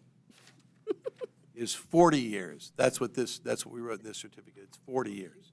It's 40 years. 40 years. That's what it says. Okay. Are we good now? Yep, we're good. Okay. Mr. Cole, will you do item 7.4? Yes, Madam President. I move to adopt the resolution declaring the necessity of bond issue and of tax levy and submitting the questions to the electors of the school district $305 million bond issue and 4.7 mil permanent improvement levy. Is there a second? Second. Any questions or discussion? Question discussion at section 1. The period is 35 years, so I just want a point of clarification. Is this one 35 or 40? Yeah, let me go over this certificate. Okay. The useful life or period of usefulness is 40 years. And that all other capital improvements contemplated is not less than 35 years, and therefore the maximum maturity of bonds issued will be 35 years. So some of these are useful life of 40, some are 35. We're saying the maximum maturity of bonds at 35 years. Okay, I just wanted to make clear that it's written properly and, okay. Thank you. Any other questions, discussion? Please call the roll. Dr. Pierce? Yes. Vice President Reyes? Yes. Ms. Vera? Yes. President Adair? Yes. Ms. Beckerly? Yes. Mr. Brown? Yes. Mr. Cole? Yes. That motion carried. Thank you. Item 7.5, Mr. Cole. I move to adopt a resolution requesting fiscal officer to certify maximum maturity of bonds, $608 million bond issue. There's second. At 680. Yes. Yes. 680. $680 million bond issue. Second. Any discussion? And this one is a 35 year bond at the period not exceeding 35. So this is 35 and 35. As soon, that's what I'm going to certify to you. Same certification. That is Okay. exactly correct. Any additional questions? Please call the roll. Vice President Reyes? Yes. Ms. Vera? Yes. President Adair? Yes. Ms. Beckerly? Yes. Brown? Yes. Mr. Cole? Yes. Dr. Pierce? Yes. That motion carried.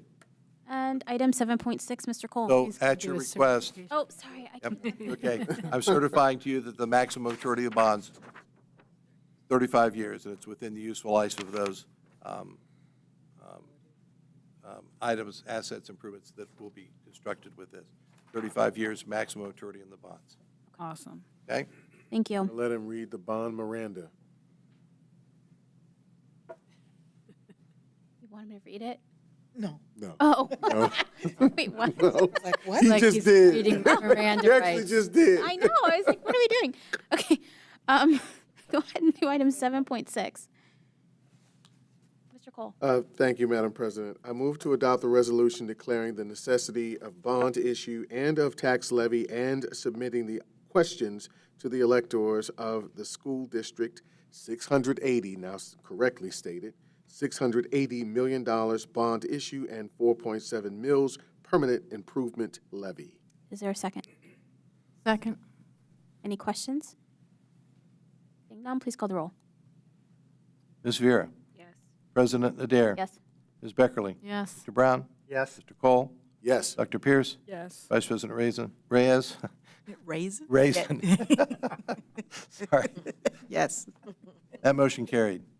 Thank you. And thank you. If I may say so, this is a monumental moment. You are proceeding, I can't speak a lot to academic program because that's not my bailiwick.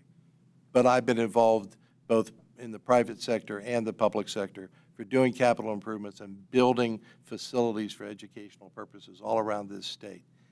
This is monumental. The PI levy will go on and provide funds to care and upkeep our buildings long after I'm gone, quite frankly, long after you're gone. And these new buildings that you contemplate constructing, this is monumental. Your first facility master plan was back in 2002. And you're providing funding now to get that started again.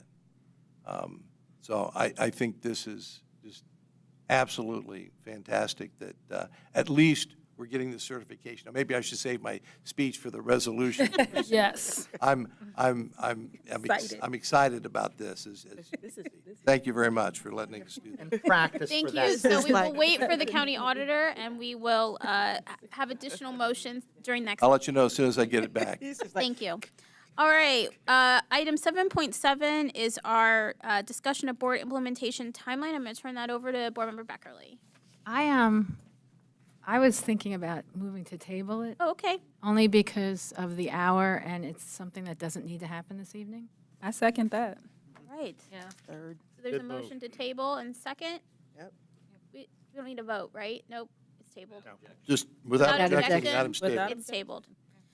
All right, so let's move into our consent agenda. On the consent agenda this evening, we have items 9.1 to 23.5. Are there any items that a board member would like to remove for separate consideration? Is there a motion to approve the consent agenda? So moved. Second. Are there any items a board member would like to discuss? Seeing none, please call the roll. President Adair, Yes. Ms. Beckerly, Yes. Mr. Brown, Yes. Mr. Cole, Yes. Dr. Pierce, Yes. Vice President Reyes, Yes. Ms. Vera. Yes. Motion carried. Thank you. We are now into the public comment on non-agenda items. We have one speaker this evening, Mr. Felix Cataline. He is here in person. Good evening, sir. His topic is to address school safety and discipline transfers at the high school level. Board action requested. Consider creating a discipline policy for students who commit a level 3 offense and are subject to disciplinary transfer be enrolled into Blend Ed program. Good evening, sir. You have 3 minutes to address the Board of Education. You may begin. Members of the Board of Education for listening to me tonight. Hello, my name is Felix Cataline, and I have been a teacher at CCS for the last 15 years, where I currently serve as a social studies teacher and senior faculty representative at Columbus West High School. I am coming to all of you tonight for you to consider creating a district policy that would benefit the safety of our schools. Currently, when a student commits a level 3 infraction that results in an expulsion and triggers a discipline transfer, that student is transferred to another school within the district after they serve their expulsion. Unfortunately, as evidenced in events as recently as this school year, oftentimes those students commit the same or similar level 3 infractions at their new school, continually putting their fellow students, teachers, administrators, and building staff at a great safety risk. I'm asking the Board of Education to develop and implement a policy where students who commit level 3 infractions that also result in expulsion and discipline transfer be transferred to the Blend Ed program. The Blend Ed program is a tremendous resource our district has to offer that is not being taken fully advantage of, in my opinion, and this could be a great step for the future of that program. This new policy can offer continued emotional and academic support to our students who unfortunately make these poor decisions, while at the same time improve the safety of our high schools and schools, and stopping this continued volatile behavior from continuing in our schools. Thank you. Thank you, sir. We very much appreciate those comments. I know administration has already or will be in touch with you to get more information, but I would also ask the policy committee to work with administration to see if that's something that it should be or could be implemented. So thank you so much for bringing that to our attention this evening Thank and you very sticking out with us to the hour. Late hour. Thanks. Thank you. All right, so we are on item 25, which is executive session. Vice President Reyes will have the motion. I do want to say that before we go into executive session, this month is full of days and weeks in celebration of our staff. And the district has done an amazing job with putting videos and thank yous, and the students have been doing thank you videos. And so I just want to add a thank you to all of our staff, our teachers, our bus drivers, our physical education professionals, our administrative. I'm going to miss somebody because I don't have the list. They're all of you. We can't do this without you. You make our mission come alive, and every day you impact our students. And so you have our tremendous appreciation and thanks. And really, we should just throw you a big party because this is not even enough, right? And so I hope you know that you are appreciated and you are enjoying all of the special attention you are getting from your students and communities, and the district as a whole. So thank you, thank you, thank you. And the board will have some additional thank yous coming out via social media and things of that nature. And I encourage all of our board members, I know you guys do, to, when you're out and about, thank our teachers, thank our professional staff, thank our bus drivers, thank everybody for all the work that they do. And with that, Vice President Reyes. Thank you, President Adair. I look forward to celebrating all of our team. I move that the Board of Education recess into executive session per Section 121.22 G1 of the Ohio Revised Code to consider the appointment, employment, dismissal, discipline, promotion, demotion, or compensation of a public employee or official, or the investigation of charges or complaints against a public employee. Is there a second? Second. Please call the roll. Ms. Beckerly? Yes. Mr. Brown? Yes. Mr. Cole? Yes. Dr. Pierce? Yes. Vice President Reyes? Yes. Ms. Vera? Yes. President Adair? Yes. That motion carried. Thank you. We will stand in recess. We will come back from executive session to this room to adjourn the meeting. However, that will not be televised. So good night to all who are joining us online and watching. Have a great rest of your evening.